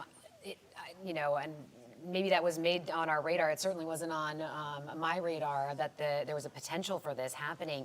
What was the concern here with the roof? I think it was the concern over the expected high winds, obviously with the hurricane approaching, 30 miles south of it, where it eventually made landfall in Siesta Key. And then obviously we talked about the structure of the roof itself. It's obviously been through a lot since it was first built, but that kind of just puts into perspective just how high and strong these winds were this morning. Yeah, after 34 years of being there, you did not expect this to happen. I remember looking up this roof and it's like, how can it withstand all these powerful kind of winds we get here? But it did, and it served us really well for a long time. But as we can see right now, it was vulnerable. But, thank goodness this didn't happen during a time when it was busier. Obviously, they evacuated people in St. Pete, so we didn't have a problem there. We didn't have a problem with hopefully with the crane collapse. We're crossing our fingers on that. Yeah. Aaron, where are you right now? I'm curious, sorry.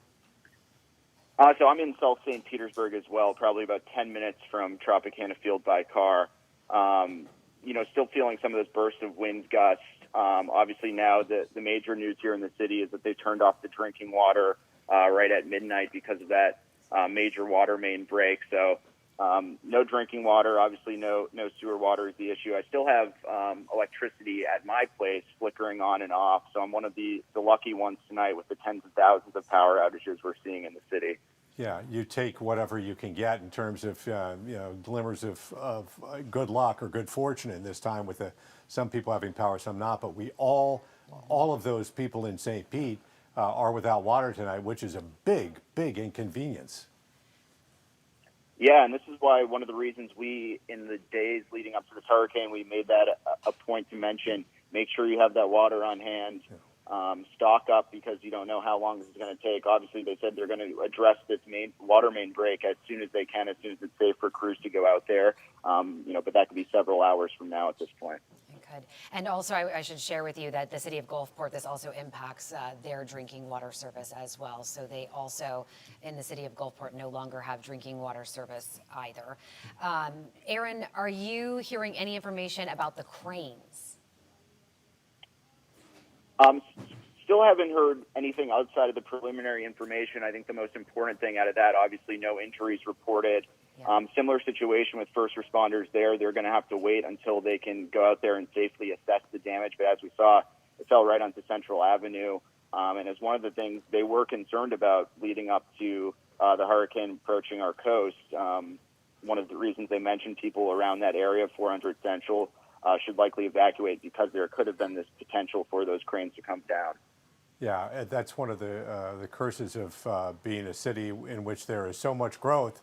We've got a lot of these cranes up in the air, and with the changing weather we've had over the past few weeks here, it puts people at risk. So hopefully we've learned a lesson there, and hopefully, keeping our fingers crossed, that nobody was injured in these crane collapses. Great to hear that nobody was injured down at Tropicana Field, although there were people inside.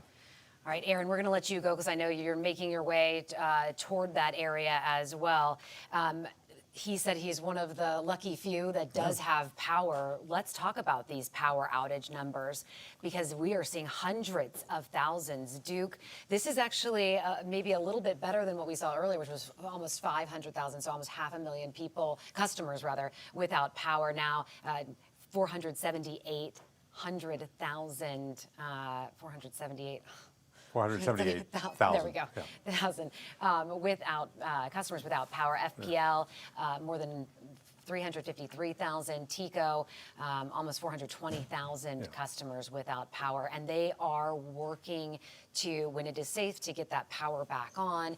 And we know that there are tens of thousands of linemen that are staged, ready to get to work ASAP. Yeah.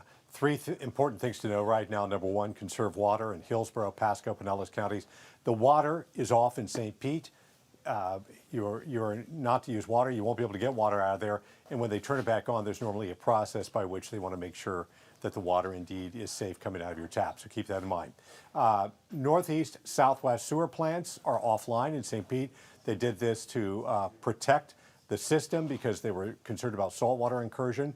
So you're not supposed to flush your toilet, otherwise sewage can come up into your home, and you don't want that.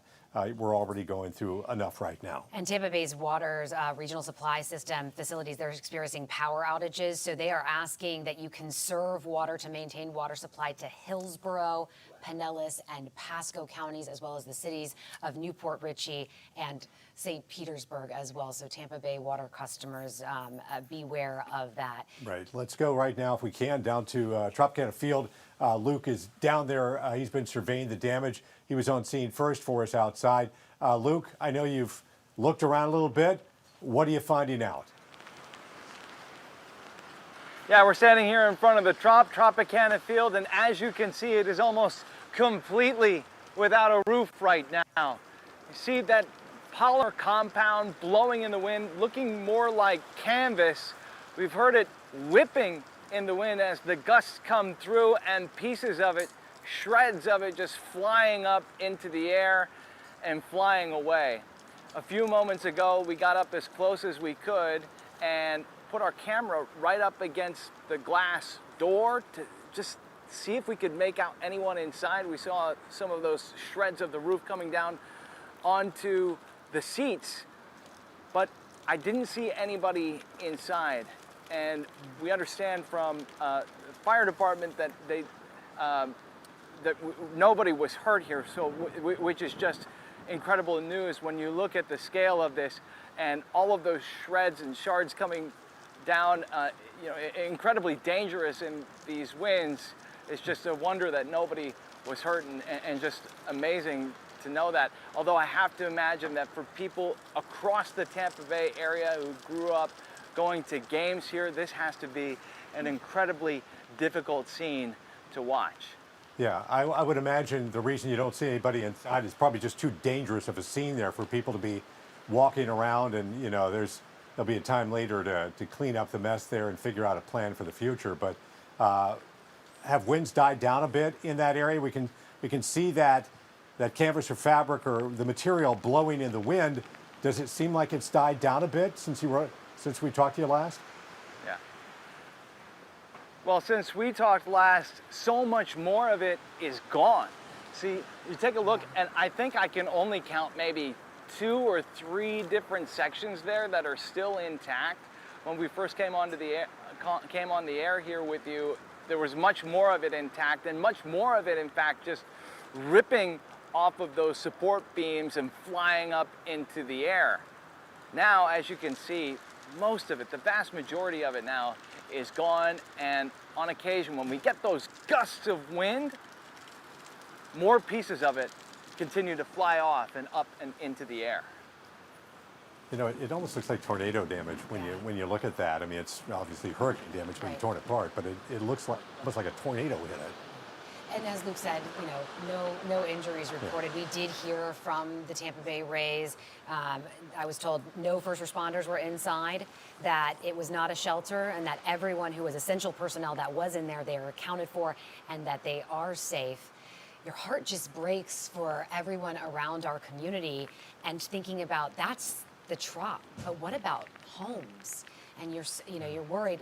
Luke, as you all made your way toward Tropicana Field, were you able to see some of these homes in that area and what things may have looked like? Yeah. You drive around downtown St. Pete, what you're going to see tomorrow, I know that most people are still hunkering down in their safe places right now, and that's exactly where people should be. But when they do, when we all start to reemerge tomorrow morning, when this is past, a few things that people need to be prepared for. You're going to see downed trees, you're going to see branches on the roads. Downtown St. Pete, we saw a number of trees down on power lines,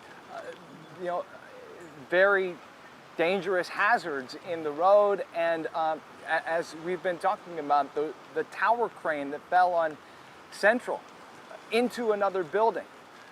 These are the kind of things that officials have been warning us about. And again, I have to say, as the winds pass out of this area and it becomes safe for people to venture out, more and more of that damage is going to become much more apparent.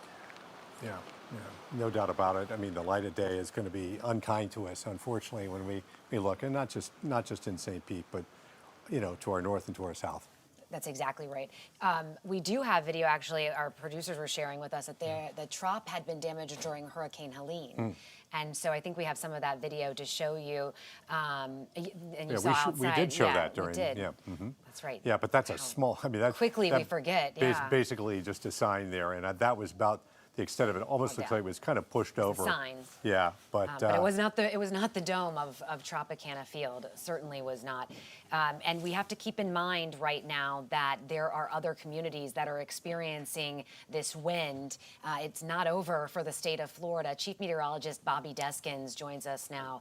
And Bobby, what do we have right now? So keeping the track on this, right? 100-mile-per-hour winds as of midnight. It's moving to the east-northeast at 16. That's actually good news because it hasn't slowed that much. It will continue to move off. Pressure's coming up. 966 millibars, now 60 miles south-southwest of Orlando. It's getting closer and closer. Look at the backside here. So we're starting to get the backside of those clouds, which means the backside of the rain. And the winds, to me, have peaked in the Tampa Bay area. Most of them started peaking between 11 and about right now, really, 11 and 12 o'clock, really, and starting to come back down. So here's a look at the radar. You can see where the center is over here, southwest parts of Polk County. That's really not too far from Bartow, Fort Meade almost. And then you can see back out towards the west. Look at western Citrus, Hernando, and Pasco County. Look at the yellows turn to green. That's the rainfall rate lowering. It's thinning out the rainfall. Because I know a lot of areas are have flooding going on out here. A lot of it has flooding. Pinellas, Hillsborough especially. But there's more rain to come. Now, you see how that thins out a little bit. This part's pulling away, and that will continue. So that means north of I-4, you're still going to see some heavy rainfall all the way up through Orlando. These yellow reflectivities you see here, because of the way that there's the curve in the storm, this is coming in this direction. But you still have something feeding into it, and as a result, we're going to keep those heavier rain bands. They're not terrible. We've seen much heavier earlier today, but we're going to keep that moderate rain on the backside of this as it comes all the way through.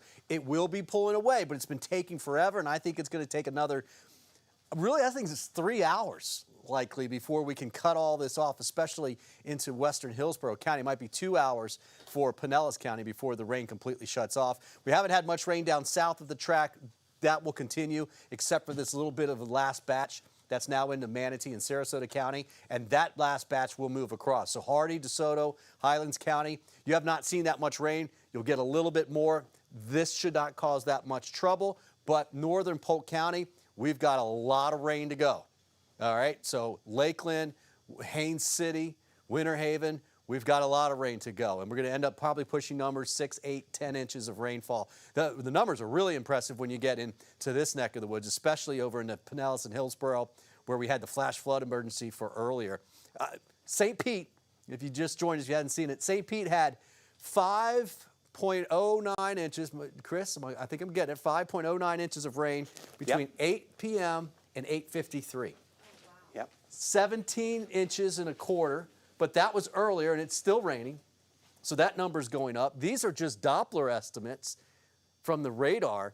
But, the center came in down here, and it's going off like that. You can see it was pretty well forecast by the models, suggesting that all the rain's on the north side. So very heavy rainfall. That is thinning, but the damage is done. There's lots of flooding out there. The ground was pretty soaked to begin with, and then you had debris that had washed into a lot of the ditches and those types of things, and so it just wasn't going to drain very well. Now, you get up into Pasco, Hernando, and Citrus County. Look at the eastern part of Pasco has seen more rain. Trinity, about 7.5 inches of rainfall. Newport Richey area, a little bit better than that. Starkey Ranch area, moving out in Wesley Chapel and Lutz area here. That's about 7.5 to almost 8 inches. And then you get into Dade City, at least the Doppler's estimating almost 10.5 inches of rainfall. And certainly Zephyr Hills seeing the same thing. And then Thenona Sassa. And then there you go. Look, we're just putting it up over a foot north of Lakeland. Now, rainfall, guys. So that's quite a bit. Again, this will continue to move away. The winds, so as I mentioned, I think they've peaked. This is key right here, because this is the back end of the heavy winds, the gusts in the 60s. That should be moving out. There's 4 o'clock. So what time we got now? It's not even quite 1 o'clock. Next 2 hours, that'll be pulling away. The winds are still out of the north and northwest at times. So, and I mentioned that because that's coming in off of the Gulf, especially northern parts of Pinellas County, those beaches, Clearwater. Man, you still got some good gusts going on. That will continue, but that is all coming down, okay? It's all coming down as that pulls away. By about 6 in the morning, it's still forecast to be a Cat 2. Hurricane, maybe top end Cat 1 to be very close. It is forecast to fall apart as it's moving across the Space Coast, or at least weaken, not really fall apart, but weaken, and then move away. But that's 9 o'clock in the morning, and our winds, it's a breezy day at that point. In fact, there'll be quite a bit of sunshine around. When all is said and done, here we go. This is where we're going to end up seeing it. It's this swath right here of the wind. That's where the center of that storm went. And it looks like most of the gusts that we have seen are going to be topping out in about 100, 105. Anna Maria Island, guys. So remember, we had the wind coming in out of the north and the east right here. They had a sensor there out on the beach that was measuring a sustained wind of 84 miles per hour and a wind gust of 106 miles per hour. That's a sustained wind of 84 miles per hour. That's amazing. And unfortunately, because it was basically the wind just coming right down the bay to the back of Anna Maria Island. There had to be some surge pushed onto the back of the island right now. I have not seen anything, and I've heard anything. The forecast was 10 to 15. I don't think we saw that, but we did see some water, I'm sure, come up over there, and we'll find out tomorrow when the sun comes up. Hey, Bobby, while we have you here, I want to make sure that we clarify, too, what I was sharing with Davis Islands, right, with the water that's there, and I think we have that video, and you're saying, hey, this isn't the surge that we were talking about, and it's probably a combination of a lot of things. It's that heavy rain that we've had. It's the drainage blocked.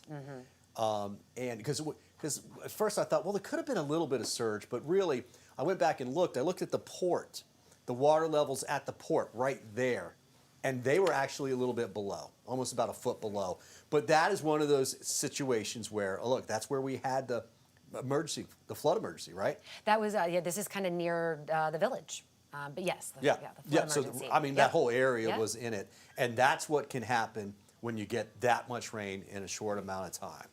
Yeah, well, we showed the video earlier from just kind of that south of that Ballast Point area where the water had, when it was still daylight, the water had been like sucked out. Coming out. I saw video actually after it was dark of Bayshore, and it was sand. It was sand. It had blown all the way out like what we saw in Irma. So that had happened. At least right up against the beach right there, or the fence right there, or the sidewalk on Bayshore. So we did get a negative surge, but I saw about 1, maybe 2 foot of negative surge. I thought we'd get a little bit more than that. overall, because the center's moving away, the winds are coming down.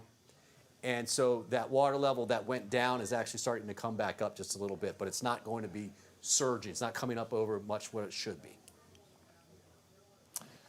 Well, we've got a variety of things we've had to worry about tonight: the surge, the massive amount of rainfall, and then the wind. And we saw the effects of the wind in downtown St. Pete on full display. Everything from at least one crane collapse. At one point, there were reports of multiple crane collapses. And then Tropicana Field, the roof of Tropicana Field just shredded off, which is a lot to think about. We want to, take you through some really important things. We've got power outages that you need to know about. A great time to check in, to make sure that family in the morning will have power. And Duke Energy says that they have more than 500,000 customers without power at this moment. Florida Power and Light has more than 353,000 customers. TECO, almost 500,000 customers without power as we approach 1 a.m. this Thursday. Yeah, it's close to 1.3 million. Well, that's what a hurricane does. Three things to know here. You need to conserve water in Hillsborough, Pasco, and Pinellas counties. The water is off in St. Pete. Can't drink water.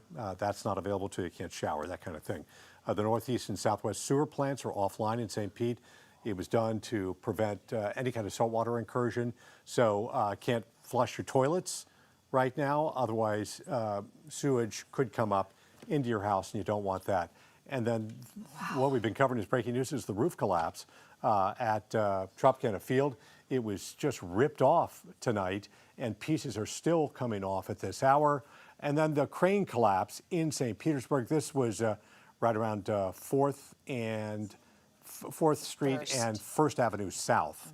So, and there's Tropicana Field right there. Gee, it is a spectacularly bad picture there right now. It really is. And when I see this video and these pictures, just, you're really kind of agape, like that something like this could happen, and we know that that's a reality, but just to see it. And then you think about, this is Tropicana Field, but what about homes that are, Sure. one-story homes, and what about those roofs and all of these things? And we're going to see that. The sunlight will come up. It's going to shine a light on a lot of the ugliness that Hurricane Milton left. But we also know that so many of you will band together and help each other through this, and we will as well. Yeah, the state has really put together resources. The federal government has put together resources to come in and help. So hopefully that help will get here quickly because people have immediate needs. Here's the crane right here, some new video that we have. But you see just how massive that is. Several stories tall, the crane itself, and falling into a building and right there onto the street. We're trying to confirm what building this is that it's fallen into.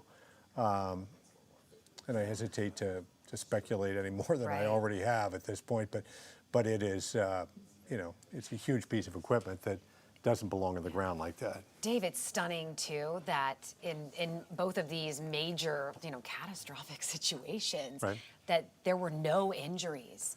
That we know of. That we know of. Yeah, and the Tropicana Tampa Bay Field, Rays with Tropicana Field, they confirmed to us earlier, I got a message letting me know, hey, that there weren't first responders there. It wasn't a shelter. I want to make sure I put the right words in here, and that all essential personnel who are there are safe and accounted for, which is just such a relief. And as for the crane collapse as well, hearing that there were no injuries that we know of.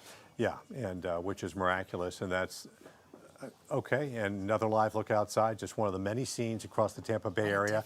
It's a windy, wet night out there, an ugly, ugly, violent night in the Tampa Bay area. We're keeping an eye on things for you, so you don't have to go outside. So Bobby Deskins is keeping an eye on the weather while we keep an eye on the news coming out of this. And Bobby, just a crazy night. It is maybe receding just a little bit, this violent weather, and that's what we want to see. It is, especially along the coast first, and then slowly work its way inland. But we still got to think of our friends in Polk County because we're really getting that heavy winds out there right now, and it's pushed into the Orlando area. You see that little surge right there? Watch this right here. That is that very heavy batch of rain, and there's very gusty winds in that. That surged through the Orlando area as well. But again, most of it's starting to slowly taper off. It's just going to be a very slow process of that tapering off as we go through the evening hours. So let's talk a little bit about the winds. So 87-mile-per-hour wind gusts. Now, it's kind of a trick here because we've passed midnight, 12:53 right now. So these numbers, not all of them, but most of them are the numbers that we've seen since midnight. All right, so because we had about 102, I think, with St. Pete, 101, 103, 102, 103 in Sarasota for a peak wind gust, 69 in Tampa, and that's since midnight because we've seen higher than that for Tampa. Brooksville's not reporting. The highest we saw there was 75-mile-per-hour wind gust in Brooksville. That's hurricane force. That's a lot of wind out of there. 40 now in Crystal River. Look at the sustained wind, though. 46 in Tampa, 45 in St. Pete, 43 in Lakeland. Those numbers are coming down. So, but slowly, okay? So there's some of the gusts. Now you look at St. Pete 101. That's because we lost some data there, and that giving us the old ones we want to see anyways. This is from last night. Peak on Wednesday. 102 was in Sarasota. 93 was the peak wind gust in Tampa. 56 in Zephyr Hills. There's your 75 for Brooksville and 54 in Clearwater. And that Clearwater one, the beach had more. I'm sure the beach had more than that. Now, as we went past midnight, 87 is what we've come down. So St. Pete went from just over 100 to about 87 for it. And then there we go for the forecast as we work our way through the evening hours, through the morning hours, excuse me. We'll be looking at those wind gusts coming down. But it's not a lot. I mean, right now, still in the 60s. In an hour, it's still in the 60s. In 2 hours, it's still in the low 60s, right? And so 4, 5, 6 o'clock, that's when we'll really start to see it drop off. And I really think, and this is pretty decent too, I think it rains, at least a light rain, through at least 4 o'clock, another 3 hours for Tampa.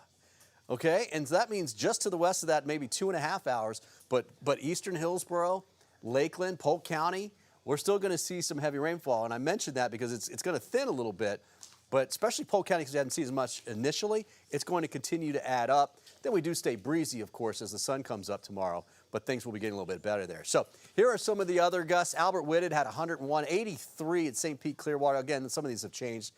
Bartow, 94 mile-per-hour wind gusts in Bartow. That's saying something there. 97 in Venice. Tampa International was at 93 that I showed you that, and then Sarasota Bradenton, that's just an impressive one at 102. Now let's talk surge levels. Here's the blue line's where we should have been, just on average with the tides.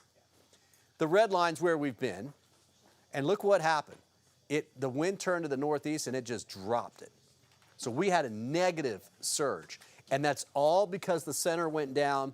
Well, Siesta Key is where it made landfall, just south of Sarasota. If that center was up in Pinellas County, it would be the opposite. This would have gone way up. But that little wobble that happened, it was about a 20-mile jog that happened just off of Cozumel, off of Cancun, shifted the whole track a little bit south. Well, to the right, which ended up being a little bit south for us here in Florida. Now the water levels are coming up. Don't worry about that. That is coming up to where it should be. Okay? What this is showing you is the water level going down, down, down because the wind was blowing hard. Now that the wind is not blowing as hard, that water level is allowed to come back up. So that's actually really good news. Number one, we didn't get a big surge. Number two, the winds that we have out there are coming down. So great news there. Now, on the other hand, here's Fort Myers. And this was, let me see what time this one went up about 4 foot. What's happening there, it's going to be more surge than that. Behind Longboat Key, I think we saw 8.8 foot storm surge. The forecast was 8 to 12. So that's verified. It's actually 10 to 15 in that area, but at least 8 to 9 foot is what we've seen. So unfortunately, Siesta Key, those areas, the south end of Longboat Key, but especially you get down towards Siesta Key and eventually towards Fort Myers, saw a pretty decent surge push through the area. Obviously, they were on the south side of that, and that's the reason why. So you can see the winds now, again, coming back around. They'll stay breezy through the rest of the morning hours, and then as we go through tomorrow, it's actually pulling in some dry air. The surge levels, even with the wind like this, if you're watching from Sarasota, they are coming down, and they will continue. It's just the wind is what pushed it up there, and with the wind going away, things do get a little bit on the quieter side. Showed you this earlier where we expect the best damage, obviously, into this area. That's all your power outages as well. Not all of them, but that's the better chance. And that's simply because that's where we're seeing the highest wind. Forecast rainfall, the GFS, what's left of the storm now. Center's going right about like this, and the model is suggesting more to the north. And that's pretty legit. But bottom line is this is going to be coming off as we get close to sunrise this morning, especially in the Tampa area. The winds will be tapering off before sunrise. And then when we get through the rest of the afternoon, it's going to be all the way in the afternoon for Daytona Beach and folks over on the East Coast. All right, so the impacts. We can kind of skip this one here because we're past that as we're starting to come back down. The radar here is showing this one little batch that's left over. This will take a couple of hours, probably 1 to 2 hours, maybe an hour to get through Pinellas County, and the rain's going to taper off. Probably 2 hours to get through Hillsborough, and the rain will start to taper off. So what would that put us at? 2 o'clock, 3 o'clock? So anywhere from 2 to 4 p.m., expect the rain to start tapering off here along the immediate coast. And then we'll actually see some sunshine by the time it gets into tomorrow afternoon.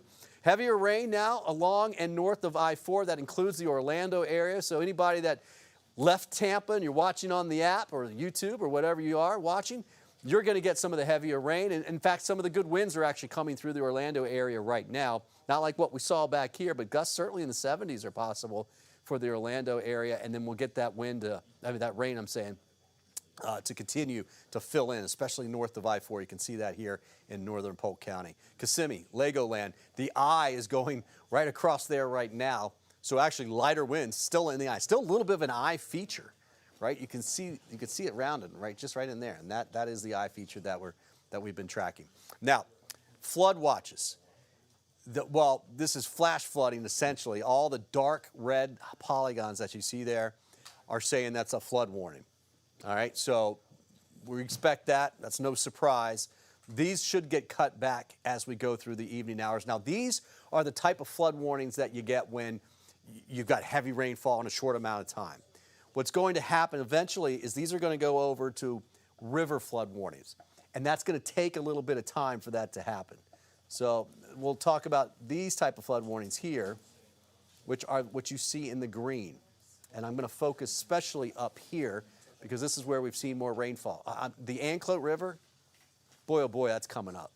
And so what happens is sun comes out tomorrow, we begin to dry things out, everything's quieting down, people start cleaning up. Well, then the Anclote starts flooding. The Anclote's probably not going to crest until Saturday, maybe even Sunday. So if you live along the Anclote River, be prepared to take action. And it's a slow, you'll see it coming up, it's a slow deal, but it's going to be coming up over the next couple of days. In fact, any of these rivers, if you've seen them flood before, plan on them at least getting to close to flood stage. That's what these are saying here. That's what the green highlight is suggesting that it's already close to flood stage. But I've seen, for instance, some rivers that are, 9 foot now, flood stage is 12, it's going to 16. Okay, and that's right up here in eastern Hernando County. So that's already forecast, and that's with the rain that we've seen so far, and there's still a little bit more falling in there. So that is something that we want to keep a very, very close eye on over the next several days. Take a bigger picture here. This storm, pretty big storm still. The wind field actually expanded as it moved on shore and started to fall apart a little bit. And that's pretty typical. But I have to go, it's going to take me a couple times to zoom all the way out. Look at that. Rain from this storm is all the way up towards Savannah right now, off the coast of South Carolina. You see all of this cloud cover here blowing off to the north like that, northeast? That's the wind shear. And then you see the clearing back here behind the clouds. That's the dry air. It was the combination of the two of those that helped to weaken this. Remember, it was about 180 mile per hour off of the Yucatan, about 165. Quite a bit of the trek was 165 mile per hour winds out here. But finally it started weakening and made landfall at 8:30 Wednesday evening at Siesta Key at 120 mile per hour winds. Major hurricane making landfall. So yeah, high clouds up towards the Carolinas. Most of that rain will stay off the Carolinas, but some of it's going to get to the coast. And all of this will continue to move almost due east-northeast and weaken, but it's going to be a pretty good rainmaker for Bermuda as it moves by them. All right, let's talk, what else I want to show you here. Here's a little bit more of the planner. So don't really talk a whole lot about the 7-day forecast in these situations. However, this is not a bad one because it has the cooler and the drier air on the backside. It depends on where you're from, right? But if you've been in Florida all summer long, you know how hot it's been. We're going to be looking at these basically staying in the low 80s for highs. And look at Friday and the Saturday morning. This will update just a little bit. We're going to be in the 60s. In fact, we'll take that through the upcoming weekend. And just real small chance for rain on Saturday. I think most areas won't see it, but a small chance as we get into Tuesday and Wednesday for a little bit of rain. But look, that's the front, and look at this. Yes, finally, guys, we have seen the cold front come through here. That actually helped to push this a little bit to the east. As the storm went by, it helped to pull in more of that cooler and drier air. So it's not chilly by any means, but it certainly is a break from the 90s and the high humidity that we've been dealing with for the last, 4 months? Frank? Bobby, we are manifesting that forecast like a prayer, aren't we? Yeah, looking for a nice clear out and some change and some sunshine to come out, definitely. Absolutely. If you are joining us at this hour, just now 1:04 in the morning, we say good morning as we continue to track Hurricane Milton and the catastrophic damage it has caused across the Bay Area. As we know, we have folks viewing right here in the Bay Area and beyond the borders of Florida. I'm Frank Wiley. And I'm Sarah Rosario. We're going to keep you updated on everything we're learning about the aftermath of Milton and the impacts across the Tampa Bay area. The hurricane breaking a long-standing record here in the Tampa Bay area of us avoiding a major hurricane. Now we are going to look at the wrath left behind. We want to begin with some video coming out. One of the biggest things is the impact that we're seeing right now. First off, we know that it made landfall in Siesta Key around 8:30 tonight. 8:30, and no doubt you heard those winds howling, even if you were shuttered in your safe space, in your smart space, as Bobby Deskins and the weather team has called it. So yes, Hurricane Milton making landfall, 8:30 Siesta Key. Also mass power outages across the Bay Area. We're going to get you some of those numbers a little bit later in the hour. And we know that we're getting a lot of damage reports all across the Bay Area. We're working to get video of that for you to let you know if maybe you're evacuated from the area and you want to know, what does my home look like? What does my neighborhood look like? We're working to get pictures of that for you to let you know what you're going to be returning to and when you can return home. Yes, sir. And as you talk about that damage, there's some of it right there. You see that Tropicana Field. Maybe you don't recognize it because the roof. Yeah, the roof from Tropicana Field, because of winds, we're told. You can see the video there showing the roof ripped off from the top of Tropicana Field, exposing the stadium's lights, the inner workings of that baseball field, that Trop, hosting thousands of linemen and National Guard members as they prepare to respond for the storm. Yeah, scary stuff right there. And I want to show you a little bit inside the Trop as well, if we have that for you. So that's a closer look, right? So you've been inside there maybe, and well, it looks more like an outdoor stadium because of that wind ripping the roof off when that took place at the height of the storm as well. Unable to assess the damage and how many people were maybe inside that facility at the time. Of course, we're going to get to our team of reporters to give you more information on that as well. But it's been ripped to shreds. Yeah, that's right. It's not clear if the linemen staying inside Trop were evacuated. Albert Whitted Airport, which is just 2 miles away from Tropicana Field, first recorded wind gusts of over 101 miles per hour. So a scary situation there at Tropicana Field. We're going to be keeping you updated on that and the other impacts across Pinellas County and St. Petersburg as well. Talking about St. Petersburg, want to go live, not live, but we're giving you video of those cranes that officials were warning us about all day yesterday. Yeah, and Sarah, as people drive by on the highway, a lot of folks see the cranes, right? And no doubt that was in my mind as I drove by the Trop and St. Pete and what have you, and I thought, oh my goodness, what about those cranes as those high winds, those sustained winds, triple digits, hit the cranes? Well, that's exactly what happens right there. You always worry about that when you see cranes up in the air like that. A crane reportedly collapsed in downtown St. Pete late Wednesday night. St. Pete Fire Rescue says the cranes collapsed in the area of 400 Central Avenue, the building of the construction site there, which you can see in the video. The mayor, again, previously warned, as Frank and I were just saying, that they were concerned about the cranes at 4 sites around the city. He does say it could take weeks to lower the cranes, and they did not have enough time ahead of the storm. Yeah, a growing area right there, Sarah, in terms of the Bay Area as a whole. So a lot of construction. A lot of construction. It's incredible that we're not getting any reports of injuries from all of this. Yeah, thankful for that. Of course, daylight going to definitely unveil the breadth of what this hurricane has done right here in the Bay Area. Want to do this because, again, we did mention we have a team of reporters out at this hour as well, trying to tell us what some of the other areas are looking like. Want to go to Lakeland right now. Yeah, as Milton moved away from the Tampa Bay area, we were warned that its path could come across central Florida into Polk County. That's where Miguel Octavio joins us now from Lakeland. Miguel, what are you seeing there right now? We can see that it's wet out there. Frank and Sarah, at least where we are, the rain has subsided just a little bit, but it's still very breezy conditions here. These are not conditions worth driving over. It's still unsafe conditions. And moments ago, we actually got an update from the Polk County Sheriff's Office. I lost count by the number of roads they say are flooded at the moment, and lost count of the number of roads that have downed power lines here as well. I'm going to pan over a little bit here so you can see what the conditions look like, at least where we are at in Lakeland. Still really breezy conditions. They were deteriorating over the past few hours here, and a lot of the first responders we talked to say they want to warn that once Milton makes landfall, they're anticipating the impact to be continued to be felt right as it crosses across the state here. In fact, we spoke with a number of people who are evacuated into this hotel who live in the Pinellas, Hillsborough County areas, and they say right now they're concerned about what their homes could look like because they don't know. Their internet is out, the power is out there as well, so they evacuated to this hotel as a refuge, but they don't know how their homes are going to look like right now. We spoke with a man in Palmetto who spoke with us right now. Take a listen to what he had to say about what could happen if he loses his home from the impact of Hurricane Milton. I don't know. With my wife being in a wheelchair, we'd probably have to just either go back home and stay and figure out down here, or just, get another hotel and start rebuilding just like everybody else. For the last few hours, we have been hunkering down with other people who live closer to St. Pete and Tampa.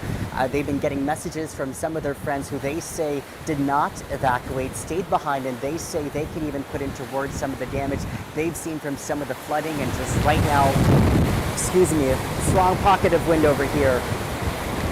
Hearing from their friends, not really knowing what their homes are going to look like right now. But here in Polk County, at least conditions have remained strong in terms of that breeze. A number of roads continue to be impassable from the flooding, as well as the down power lines. And when we talk about these winds, Frank and Sierra, they're concerned that this is going to continue to knock down trees into homes, and the impact as well on mobile home parks, RVs, and campers. These were some of the main concerns from those from the county. So right now, they're just hoping people are continuing to hunker down, shelter in place. At last check, the number of people who evacuated into those emergency shelters here in Polk County quadrupled to more than 5,500 people, and they're hoping folks who did not go to those shelters are just staying indoors, avoiding those roads, because right now they cannot get to those down power lines until after the storm passes. Frank and Sarah. Absolutely, Miguel.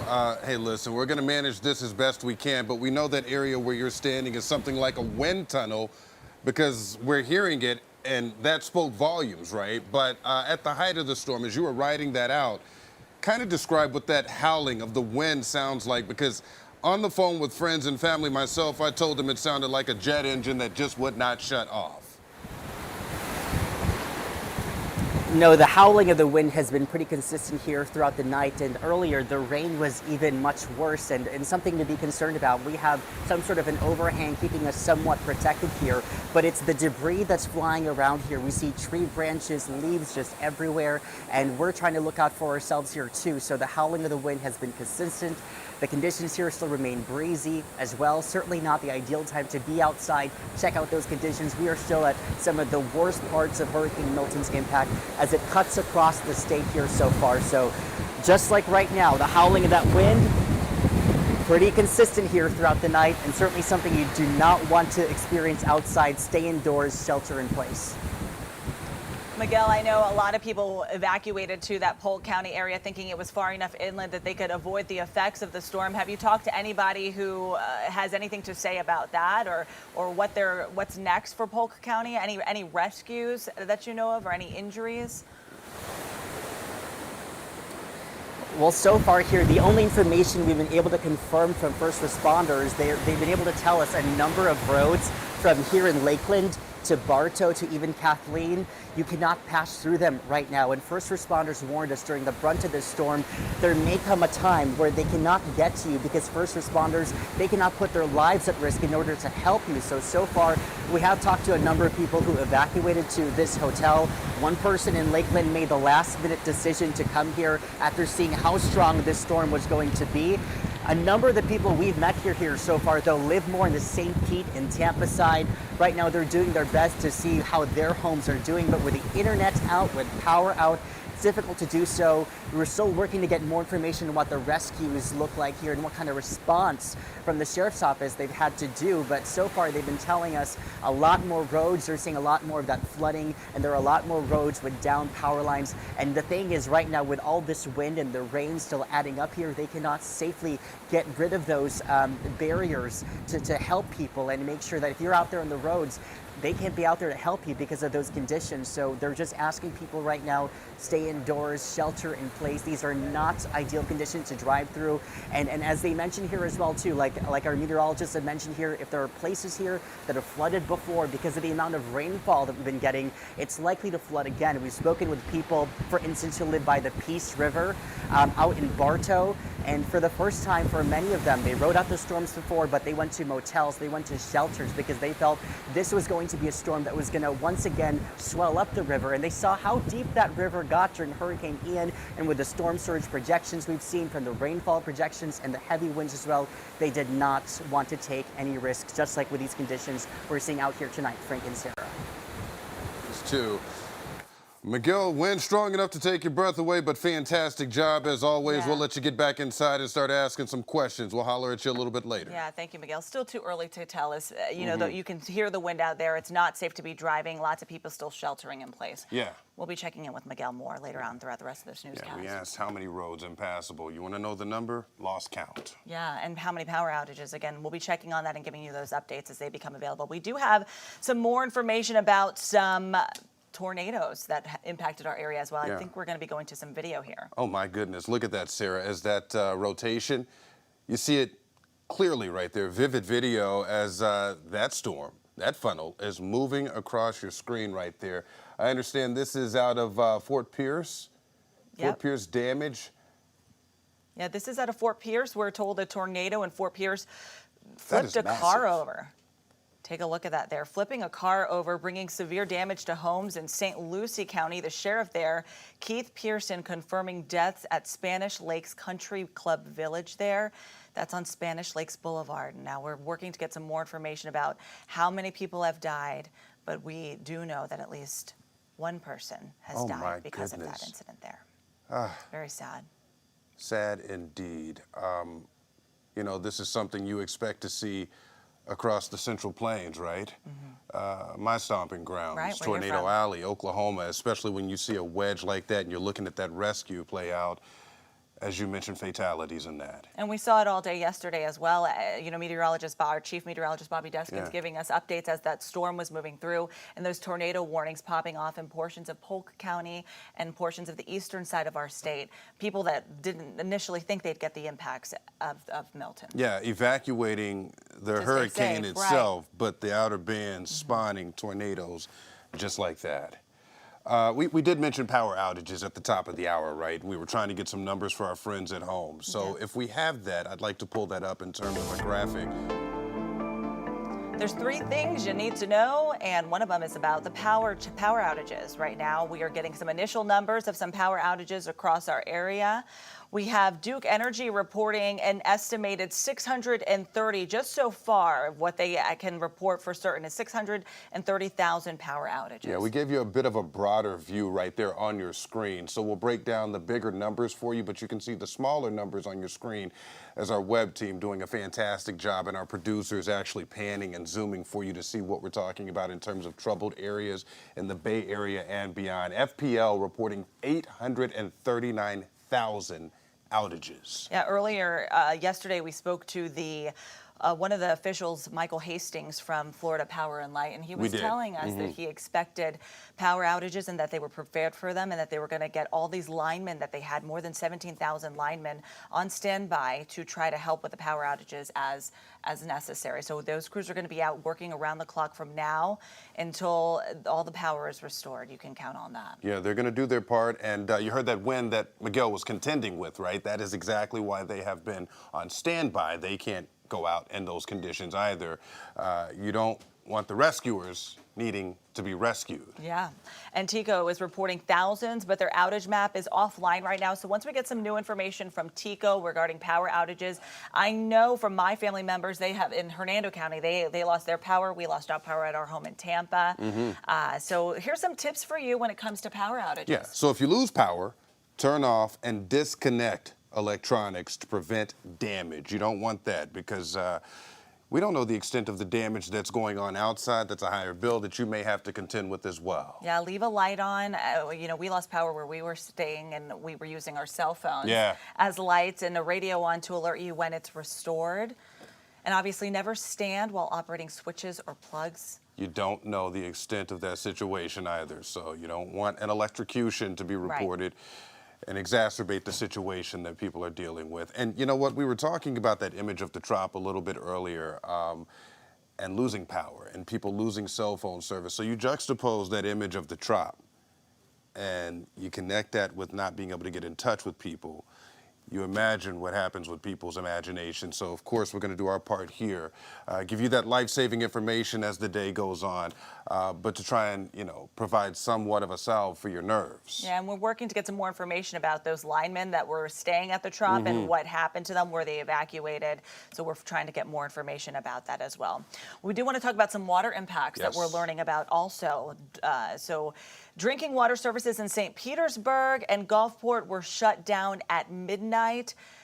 So that's some information we're getting. That's because crews are looking into some major water main break that will impact portable water services. They say that it will last until necessary, until the repairs can be completed. The city now issuing a boil water notice for all portable water used for drinking, cooking, brushing your teeth in St. Pete and Gulfport until further notice. Yeah, this gets back to that hurricane kit that we were really trying to drive home, right? So that people could have reserves in terms of bottled water and everything they needed because of times like this, because you expect something to go wrong. So we talk about the sewage water situation in St. Pete, northeast, southwest sewage treatment plants. They have shut down. And as of 7 p.m. last night, impacted residents and businesses all encouraged to limit water usage. Again, limit water usage because you don't know how long this is going to be the situation. That means avoid taking showers, doing laundry, or washing dishes as much as possible. And please flush toilets only as necessary. Again, only as necessary. It's getting down to that point, right? Yeah. As the toilet may not drain. And then you've got a bigger problem. If you filled your tub up with water, you can use that water from the tub to put in the toilet, and that would be able to flush. It's just the pressure. You need to have pressure in the toilet in order for it to flush. Yeah, very good point right there. Fill that tub up with water.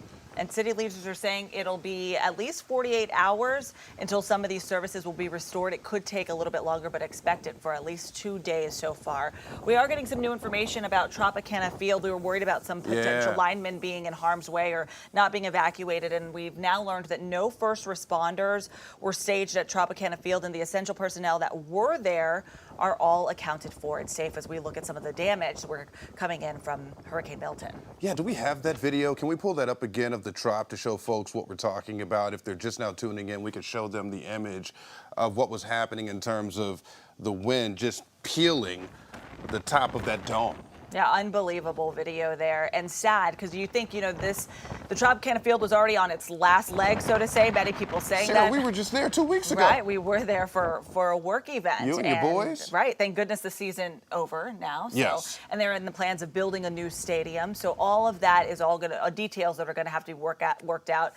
Something that we've been covering for quite some time here on 10 Tampa Bay. Boy, that is just a stark reminder of how fleeting moments are. As I just thought about that, we were just there. Our families inside the trop enjoying the game there. Yeah. And This is the image that we see right about now. I want to do this, go a little bit farther south, because our friend Jen Titus has been reporting around the clock on the situation there in Manatee County. Jen, it's your hometown. What can you tell us about your experience dealing with Milton as it was coming through your area, and how's your family? Yeah, guys, good morning to you. I think that the rain really has not stopped down here since yesterday morning at 1 a.m. And you can see it's still a continuous rain. The wind isn't too bad. You can hear some gust, but you can see a lot of the damage if you walk through the parking lot right now. We have trees down on cars, so you can just see the power of the wind. It's kind of ironic because I was at the same exact spot for Hurricane Irma, and I remember around the same exact time walking the parking lot, and we had some debris down, but we are seeing full trees from the gust of what Milton brought here to Manatee County. I spoke to one guy who has a tree in his truck right now. He actually came down, guys, from Texas to help with repairs from Helene, and now he's staying at this hotel to ride out Milton, and now he has a tree in his truck. So basically, guys, it's been like that all night long. It's been wind, it's been rain, and I don't know how much power is on out here. I don't know how many people have power out here. When you look around, it is very, very dark. We're lucky that the generator is working at the hotel we are at, so there is light for us here, but I don't know who else is that lucky. Like you said, that I have family all around Bradenton, born and raised here, so I've been texting my parents, asking them if they have power. They might be sleeping because they're not answering me, but you know, I think they probably don't, because I know so many people are without power because that's just how strong the wind has been all night long. It started, I think, guys, around 7 or 8 is when I could really hear those howls coming on through down here.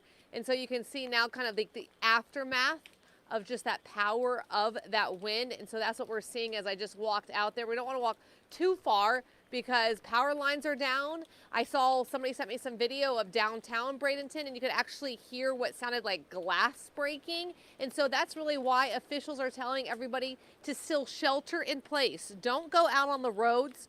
Don't go looking to see what kind of damage Milton brought. It's just not safe yet because it's pitch black. Like I just mentioned, there's a lot of power out. So you're not going to be able to see if there's down power lines. Is there glass on the road? So the best thing to do right now is just stay at home, wait for that sun to come up, wait for officials to give the all clear for people to get back on the road, because I know once they get back on the road, once these winds die down, that's the first thing they're going to do. They're going to get out, they're going to assess the damage, they're going to pick up the power lines that fell, try to clear all of the debris to make sure it's safe, guys, once you get back on the road. Yeah, Jen, it looks like you may have one of the only working lights right there in the area. Yeah. For the folks that you've been able to converse with as you're out there, Jen, and they're new to the area, it seems like if they've been here within the last month, they have become fast veterans of hurricane survival. Yeah, unfortunately, Frank, that seems to be the case, and everybody's bringing it back to, I want to say, 2004 when we had the 3 hurricanes down here back to back to back. So everybody's really comparing it to then, like, hey guys, we've been here before. Of course, people who are new to the area, they don't remember that, but we've had a situation like that from Charlie, Jean, and I think it was Francis when we had 1, 2, and 3. People are tired though, Frank. People do not want to see another hurricane. I don't think any of us want to see another hurricane forecasted for time to come. Skip next season, skip a few seasons down the road until we see another hurricane back in the Gulf. Storm fatigue. Yeah, definitely. And Jen, as far as your family goes, hopefully you can get in touch with them, and hopefully they were able to sleep through the storm, because it really is a great sound machine. But I'm hoping that they're safe and that you can get in touch with them soon. Yeah, I think they made sure they were in a non-evacuation zone. I checked in with everybody last night, and I think that's what all officials are saying, right? That we had these mandatory evacuations in these zones A, B, and C down here in Manatee County, and they believe that people heeded those warnings, that people got out, and I think it's because of Helene. We saw the damage that Helene did, so people weren't taking it seriously. Especially my family, who's been here for generations after generations. We see these storms come in, and we're kind of like, oh, it's not going to be that bad. I think because of Helene, and then we had Milton forecasted for even a worse storm surge, that longtime people, new people, they really heeded those warnings, and they got out if they were told to evacuate. Yeah, Jen, I was going to say, I'll bet your people are probably echoing what you've said to everybody else, because I mean, you gave me the tour of the area just months ago to show me what was what, and you told me what the storms were like in that area. But more and more, we're hearing Jen say, I've never seen anything like this. Yeah, and it's kind of sad though, Frank, because when we went out to the beach, you know, back in March, it was great. It was gorgeous, and to go out to Anna Maria Island just even the past week and just see the devastation that is out there. You know, I think everybody's nervous to see once the sun comes up and we are able to get out there to the barrier islands, to Anna Maria, to Bradenton Beach, and just see now what more damage. What else can be destroyed? It might be the question, but now with all of that debris and this high wind, we're just gonna wait to see what really took place out there. And I know FDOT has been working on repairs to the Cortez Road Bridge, and I know access to the barrier island has been limited. And I was going to ask you, that's the area of most concern, correct? Anna Maria Island and those barrier islands, or is there another part of Bradenton that is of concern for officials as well, or what we were worried about ahead of the storm? Well, I think right now, Sarah, is that this rain has not stopped. So we're seeing a lot of that flash flooding. We're seeing roads being closed that wouldn't have been closed for Helene because of storm surge. The roads are closed because we've just had so much rain in a short period of time. So I know that there are road closures in place. And then, of course, the barrier islands are a huge concern. Anna Maria, Bradenton Beach, Coquina Beach, take the bridge over there. You're in Longboat Key, and then you're down to Siesta Key, where Milton went right over. Well, Jen, you've done a fantastic job ushering us through your hood throughout the day, right? But for the people who are watching us beyond this particular area and they didn't experience this, and the winds are still doing what they're doing, but not like it was just a couple of hours ago, can you kind of describe that sound to people who are tuning in? It's like a howling. The first time I've covered a lot of hurricanes, Frank, but it was the first time, I think, with Ian, which people will remember right here. I was right here in the Sarasota-Bradenton area for Ian, and you heard this crazy howling, kind of like a train whistle coming through, and that howling really started to pick up yesterday with Milton. I would say around 7, 8 o'clock last night, you heard the howls, 9, 10. I don't think it really stopped until maybe just about an hour or so ago. Right now, you're not really hearing any of that howling. You are seeing the wind. I know it is dark outside. There are some palm trees swaying. It's not crazy. It's just a wind gust are coming here and there, but that rain is just kind of what's constant coming down. And like literally on the other side of the trees here, we just want to protect ourselves. On the other side of the cars there, Frank and Sarah, there are literally trees inside people's cars. So I think even a lot of people who are staying at this hotel who went to evacuate from the storm is going to come to a rough awakening when they get up this morning. All right, Jennifer Titus, giving us updates all night long. Thank you so much for being out there and for keeping us informed on what's going on in Bradenton. And again, hope you get in touch with your family. Yeah. Speaking of family, my family lives in Hernando County in the Brooksville area, and we know that there are lots of people without power, and we've got the Hernando County Sheriff's Office putting on social media that they have a lot of power outages and several trees that are down across roadways, asking people to stay in their homes and to still shelter in place. We have an update right now from Hannah Denny, who joins us from Brooksville. We are in Brooksville this morning, and the story in Hernando County for the last 12 hours now has been this strong wind and heavy rain. Here in Brooksville, our meteorologists are reporting that the maximum wind gusts that they've recorded here were 75 miles per hour. You get a sense of that when you look at this street lamp ahead and see that rain just whipping by, whipping through this area. And just south of us in Pasco County, we're hearing that the maximum wind gusts reached more than 80 miles per hour. So just incredible to witness the power of this storm firsthand this morning. And we're hearing a lot about the power of this storm as well, with power outages reported across Hernando County, as well as reports of downed trees and downed power lines across both Hernando and Pasco County. Hernando County Sheriff Al Ninhai says they won't even begin to go out and evaluate that damage until it's safe to do so later this morning. In the meantime, he's asking everyone to stay hunkered down, allow them to get out on the roads and clean them before you go out on the roads yourself. The ground is wet. It's been raining all day, which means it's very easy for those trees to come down, and then we have a large gust of wind, and that tree can come down at any moment. Unfortunately, oftentimes it'll take power lines down with it. It's probably going to take a while until this storm subsides, makes landfall, and moves on before we can really assess the damage and address some of those bigger issues. And with every hurricane that we report on, we are concerned about those down trees and down power lines. But with Hurricane Milton, we also have the very specific obstacle of it being so soon after the impact of Hurricane Helene. We know that many neighborhoods, there was still a lot of debris from Hurricane Helene still lining the streets. So later this morning, those emergency crews will also go out there to see the impact that that debris has had on those communities as well. In Brooksville, Hannah Deneen, 10 Tampa Bay. Well, it seems like Hannah has been everywhere, just like the impact of this storm. We have some more video that we want to get to. It's a live shot there, West Bay Drive at Clearwater Largo Road there, Sarah. Yeah, still pretty windy outside, but you can see how slick the conditions are along the roadways. I don't see anybody driving right now, and that's a good thing. If you're going to be trying to see the impacts from this storm, maybe wait until the sun comes out and the winds have moved past this area. We're going to get a check with our meteorologist here pretty soon. Yeah. And they'll be giving us another look at what the winds look like. I mean, even just seeing video afterwards, how strong it was through portions of the Tampa Bay area. You saw what it did to Tropicana Field, transformers across our area blowing up. Yeah. And I'm sure we're going to get some more information. A lot of downed trees, a lot of people now without power this morning as they're waking up. Yeah, and we want to remind folks, Sarah, it seems like this has been the common refrain over the last 2 weeks. Stay out the way, right? So as you said, don't be a looky-loo. Don't go out there and try and see what it looks like.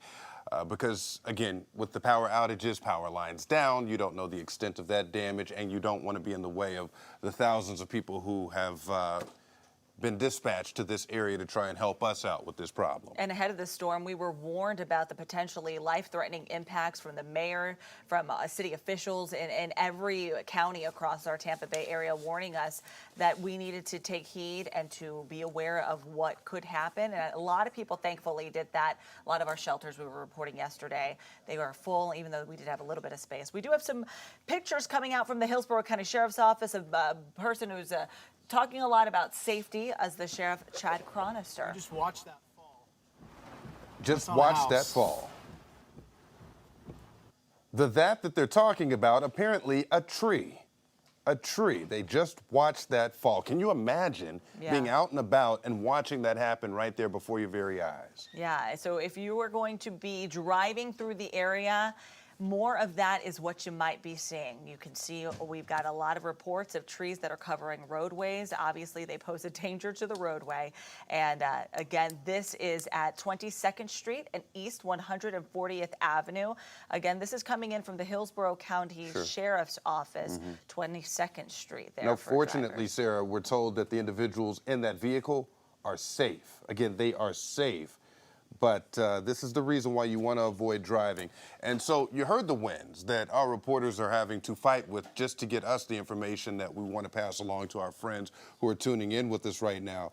And with the hurricane, you see with the palm trees going left to right, every which direction. And then we dealt with Helene just a couple of weeks ago. So we use this word a lot, inundated with flood water. That loosened up the ground. And now with just a little bit of wind, that pushes over those trees. It makes those trees susceptible to falling onto cars, houses. Jen Titus telling us some of the people at the shelter there, now they have trees on top of their cars. And so many other things could have been a potential risk. And we may see as the sun comes up that they, in fact, were a potential risk. We're talking about debris that was along the roadway, with many people not being able to get all of the debris off of the road from Helene when their homes were damaged. Then I know crews worked around the clock to try to get that done. They did such a fantastic job. They were saying what would take months, they were able to do in just a couple of days. So the effort was there. It's just too much to try to get it all up. So we'll be looking across the area to see those impacts. I believe they said 3 months of work in 2 weeks. So hats off to them for that effort. They got to get right back to it. I want to take you a little bit farther south, go back to Manatee County, because Nick Volturo joining us live in Bradenton. Sir, you have been working around the clock, much like the rest of our team, doing a fantastic job. What are the conversations like at this hour?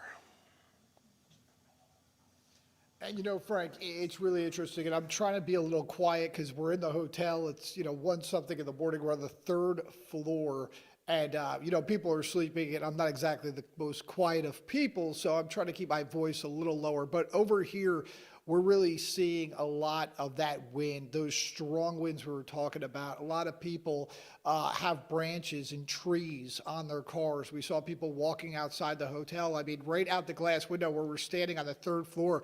You want to talk about inundated. The pool is flooded out. All that water is washing out of the pool, washing out of the hot tub. You can see the pavers, the concrete outside the pool, just water filling all over it. And then you could see on the sides, the gates of the fence are just blowing open. Those palm trees are blowing.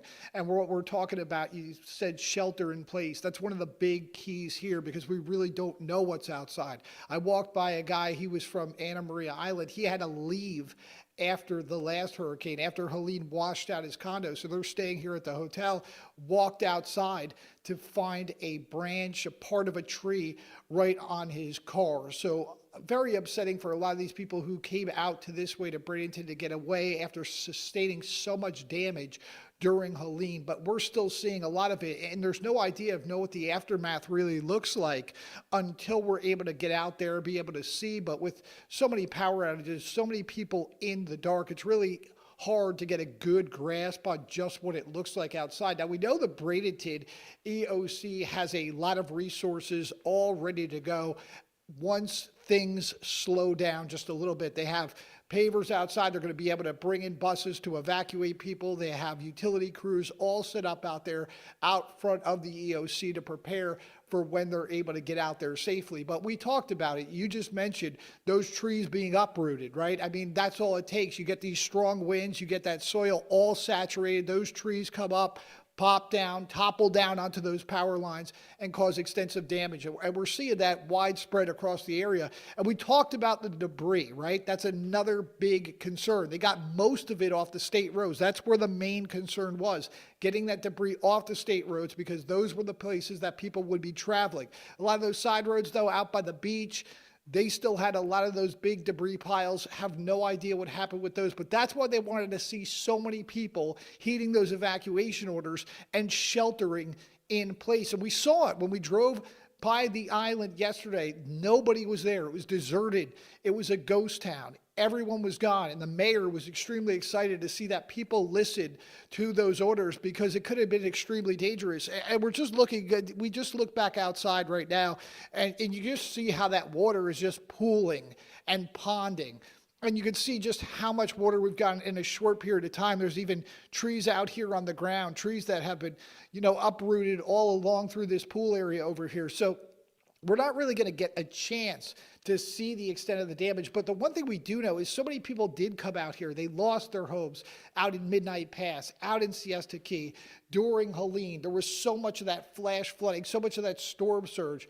And, to come outside to see this kind of devastation again, it's really, really difficult. So, of course, once it gets light out, we're going to be able to get a better look at what this damage looks like in the daylight. But for right now, it's just kind of a wait-and-see approach until conditions are safe. Nick, I know you're trying to speak quietly because you said you don't want to wake folks. We don't make absolutes, but I'm pretty sure most folks are not sleeping right now. They're probably hoping to get some semblance of information about what's going on out there. And look, I know you're looking out the window. We know you're doing the best assessment you can from where you're standing, that vantage point, but how deep do you think that water is? Well, I'll tell you right now, Frank, it is hard to gauge because I haven't been able to go out there, but that water looks pretty deep because you can figure an 8-foot deep pool and that water is completely over the ground. I mean, you could hardly see the pavers. So I'm going to say, without gauging, without measuring, it's pretty deep. I would say a couple feet deep right now. And the rain's still picking up. That wind's still picking up, splashing that water all over the place. And the hot tubs, of course, pouring out. So we've seen it across the board. The one good thing about this hotel is it's connected to the hospital generator. So they say they've never lost power, which is a really good thing because the people out here obviously have dealt with so much. Like we're saying, they've been completely booked up because of so many people in those barrier island areas out here that lost their homes during Helene. So at least this is a safe place. But as far as the damage on the streets, what happened outside, I mean, we're going to have to take a closer look at that just to be able to assess. Absolutely, Nick. I've been looking at Bradenton's police department's Facebook page, and they have been giving us some updates even within the last hour. They're recognizing the outstanding efforts of dispatchers working with the Emergency Communication Center, and they posted some pictures of the center. And ahead of the storm, I know Bradenton Police Chief was talking about how they worked to get all these files out of the police station ahead of the storm because they were rated for only a Category 2 level of a hurricane, not what we saw, stronger. Milton was stronger as it moved through the area. So they also posted some videos on social media saying our view from the museum, where we're keeping an eye on the Bradenton Police Department across the street. They did say members of BPD, the Bradenton Police Department, are locked down. So we'll be checking in with them today. Yeah, we will. Meaning they heeded their own warnings. Yeah, they had to. Yeah. You know what? We've got some, let's see here, Hillsborough County Water Rescue. I want to put this out there, a directive. Hillsborough County Water Rescue encouraging residents to reduce water usage. This is almost good for the entire Bay Area. A lot of officials saying something similar. Yeah, so they did put out a notice saying that they're encouraging people to monitor their water, how much they're using, and they are monitoring their water and their wastewater systems as well. They sent out a news release earlier this week asking residents to reduce water usage during a storm as water officials continue to monitor how strong that system is. So that's something we're going to be getting you updates on today to let you know. We were told that drinking water, at least in Tampa, would not be changing. So we'll keep you updated. Yeah, further proof that we're all connected in this whole thing, right? Yes. Got to conserve so that we can all do well. Want to turn to Mike Prangley, meteorologist Mike Prangley, for a track of this storm, Mike, and letting us know where we stand with things right about now, sir. Yeah, I appreciate you, Frank. You're talking about coming together, checking on our friends and family, and I know it's really a bad storm, but it brings out the best of us in our community for sure. And I want to step out of the way. So we not only talk the talk, but we walk the walk here at 10 Tampa Bay. We're with you every storm, and we heeded the warnings, and we evacuated. This is the backside of our TV station back in St. Pete, and if you look, this was a lot different type of storm than we saw with Helene. We're not looking at 6 feet of water in the parking lot. We're actually watching some little bit of roof damage back here. And if you look closely, a few trees down, some tree limbs here, because we had some very big wind gusts of 90 to 100 miles per hour in the St. Pete area. So as we look at 10 Tampa Bay, the good news is our building looks to be in pretty good shape, but bad news is we've got a lot of cleanup ahead of us. And the one mistake folks make after the storm, we got the before, during, and after storm. We all want to rush back and get back to our normal lives, but we really got to slow down, take a pause today. We're not rushing back or anything like that. We need to assess the damage, the debris, and take our time. In fact, as we take a look at what caused some of that wind damage, well, easy to see. We had 101 mile per hour wind gusts in St. Pete. Okay, so think about that. In fact, Bobby's calling up some shots of Tropicana for you as I speak. And as we take a look at the peak wind gusts for today, the good news is we're not going to see any more like this, like the 87 in St. Pete, 71 in Tampa. Basically what we saw was a landfalling hurricane, a major hurricane. This was a once-in-a-lifetime storm for many of us that we haven't seen. So notice there's that major Category 3 that made landfall with 120 mile per hour winds, and that actually reached 8:30 p.m. At Siesta Key. So the wobbling we were watching yesterday, the southward trend, and we saw another wobble right before landfall, and as a result, most of that storm surge stayed down toward areas of Manatee and Sarasota County, where we saw about 8 to 9 feet of storm surge. So again, we've got the storm surge, the saltwater flooding, and then you look up towards St. Pete, Hillsborough, Pinellas County, look at the deep reds, okay? That was the 10, and in some cases, I think we'll actually see 20 inches of rain verified, something we just haven't seen. So the freshwater flooding and the major river flooding will be the next thing we've got to watch over the next couple of days. And speaking of flooding, we're not going to forget about our friends in Polk County. So appreciate you watching us. So we got Joe out there wondering how his home is. And the big thing we're watching in Polk County, good news is, we're not worried as much about the tornado threat like we saw earlier, but it's the rainfall. In fact, this is one of the areas that could see over 12 inches of rain. And you can see as we look at Lake Wales and this, what's left of the eye, there right there. So you see the center of what was Milton, now moving up toward Orange County and Orlando, but you're still right on the fringes of that center of Milton. And as a result, you could see easily another 3 to 6 inches of rain. And as a result, a flash flood warning is in effect. We take a look at the current winds out there. Okay, we talked about those winds earlier of 100 miles per hour. We're still seeing some big wind gusts. So we're watching areas to the south. Notice Wauchula, 31 mile per hour winds with those gusts of 54.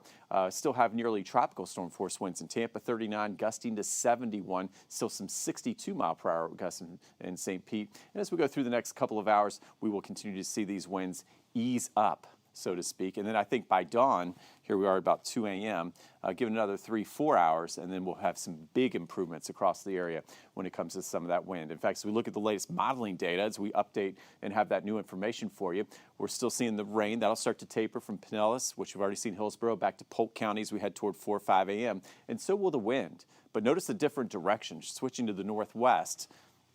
You know, out ahead of this storm, we saw that easterly flow. So we head towards 6, 7 a.m. and at dawn, we'll have those wind speeds at about 30 to 40 miles per hour, much better comparatively speaking.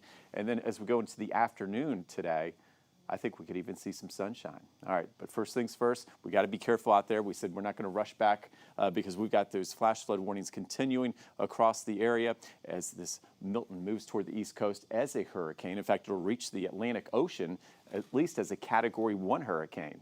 As we look at the big picture, you can see the big spin and swirl in the atmosphere right around Milton right now, just the whole state of Florida really seeing the big impacts as expected. So when we say flash flood emergency that we had earlier, we said this would be a once-in-a-lifetime storm. Well, something we normally don't see. How about 5 inches plus of rain in about 53 minutes for Albert Whitted Airport? Just something we have not seen. And then 24-hour rainfall is now approaching 20 inches across the area. So the chance of that heavy rain we saw in St. Pete tonight, in any given year, it would be about a 0.2% chance of it happening. So pretty amazing. We saw the amazing wind gusts and the record flooding as well. Next 12 hours, I said, we're trying to find some sunshine. I know Frank was asking, when can we see some improvements? Yeah, so you got it? We got it. Any sunshine on you? Did you see this? A little sunshine by 2 o'clock.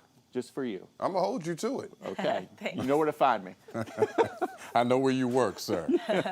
All right. Thank you, Mike. We'll get back with you momentarily. Want to do this. Take you to Ybor City, right? Give folks a look at that situation right there. Reporter Angelina Salcido. Here in Tampa, in Ybor City, it has been several hours of whipping winds. Now you can see as you take a look from our parking structure, the balcony on our parking structure, just how powerful these winds have been. Now the rain here has subsided a decent amount. We're still waiting though to see these wind gusts die down before we decide to go out and try and see the damage that has been left behind after the storm passed through this area. Our hotel, one of the many that has lost power, and what you're hearing right now is actually a generator going on across the street to try and make sure that the people in this area have power. Now, I checked the stats for power outages in Hillsborough County. Almost 50% of the people in the county don't have power right now. That is about 347,000 customers or homes that don't have power. So this is going to be something that is ongoing. Just a little bit ago, we actually saw a transformer blow. And the reason why is because of how powerful these winds have been. Take a look at this video that we shot as the biggest impacts from Hurricane Milton were passing through this area. You can see the wind whipping the trees and the branches, the rain also falling through this area, and that is what has made this such a dangerous storm for so many people during this time. That's another reason why officials have asked people to stay inside and hunker down, and that's something important for people to remember. Despite the fact that the biggest part of this storm may have passed this area in Tampa, it is important for you to stay indoors. Make sure that you and your family are safe during this time. We're in Tampa. Angelina Salcido, 10 Tampa Bay. Yeah, Angelina, seeing a lot of the impacts from that storm that we saw across the area. It didn't look too bad in Ybor, but we saw the wind, and you can see we'll be getting a better look at that as the sun starts to rise. We do know that Jenny Dean was in downtown Tampa. I saw a video of downtown Tampa online, and it looked like it was coming down hard. It was unlike anything I'd seen, and obviously we saw Bayshore. Let's go to her now with more on what she has. So the situation right now in downtown Tampa, it is still extremely windy. Just take a look through this window. We are not even able to leave our hotel right now. They kind of have us on lockdown for our own safety. But you can see the wind is still blowing. There is still power in some places. The parking garage across the street there, and you can see the Domino sign is still lit up as well. So parts of downtown still have power. From my room on the 10th floor, I could see sort of the north side of Cass Street appear to be out of power. Through most of the night, we were hearing the wind just rumbling through. It really kept you from sleeping. It was so loud and so intense. And then you would see the flashing of blue lights from transformers blowing. And so it became a pretty scary situation downtown. Now, parts of the hotel that we're in are also having some water leaks as well. So, you know, this has been a situation, I think, that's been unprecedented for so many people. And again, we are going to try to get out of here as soon as it's safe to do so. But at this point, as you can see, the wind's still blowing. The flags are shredded that I can see out front. And there's a lot of puddling and pooling on the roadways as well. So the streets look okay. We just don't know what we would encounter once we got out there. We have been told that there are some down stoplights, that some of the buildings, the siding on some of the buildings downtown has been ripped off from our earlier crew. So again, it's a situation that's very fluid right now. And as soon as we can get outside and show you what we can show you safely, then we'll do that. In Tampa, Jenny Dean, 10 Tampa Bay. If you ever wondered the strength of those storm windows right there, that is a testament, right? And these strong winds right there. It's incredible that her hotel has power. I know most hotels have generators, thank goodness. Like Nick was at a hotel that had, but I've covered storms in the past where everything went out, and that's a scary situation when you can't take the elevators, you can't do any of that stuff. Can't do anything. You just hear those loud winds too. Yeah, and we're going to be looking at the impacts across the city of Tampa, across places that were hit hard by the last storm, Helene, Davis Island. We'll be checking in with TGH as well. City of Tampa did post some, something about a couple hours ago saying, you know, don't walk through receding water in Tampa Bay, telling people the water will return through storm surge, and it obviously poses a life-threatening risk, warning people to stay sheltered until they can assess the damage. Great advice there. And we were telling you about this as well. One of the top stories among the many, Tropicana Field. Yeah, we have Luke Clary out there with a look at that situation. I'm standing here in front of the Tropicana Field. This is where the Tampa Bay Rays play, and as you can see, the Trop is now almost entirely without a roof. That polymer compound mostly ripping off and now looking like canvas. I can only see maybe one or two sections there that are still intact. But with every wind gust, you can hear it whipping and cracking, and you can see pieces of it flying off and into the wind. There were a number of crews stationed here earlier in the week, the National Guard and linemen preparing to help out in the aftermath here. We understand local officials have told us that they moved out of here before this damage took hold and that nobody was hurt. The Tampa Bay Rays organization confirming to us that there were no crews inside at the time, which is just so fortunate when you look at all of that damage and you think to yourself, with all of those pieces of polymer coming down onto the stands, coming down onto the field, how easily somebody could have been hurt. In downtown St. Pete, there are downed trees and branches on the roads, and a tower crane collapsed onto a building next to it. St. Pete Fire Department says that nobody was hurt, which is incredibly fortunate when you look at the damage around that building.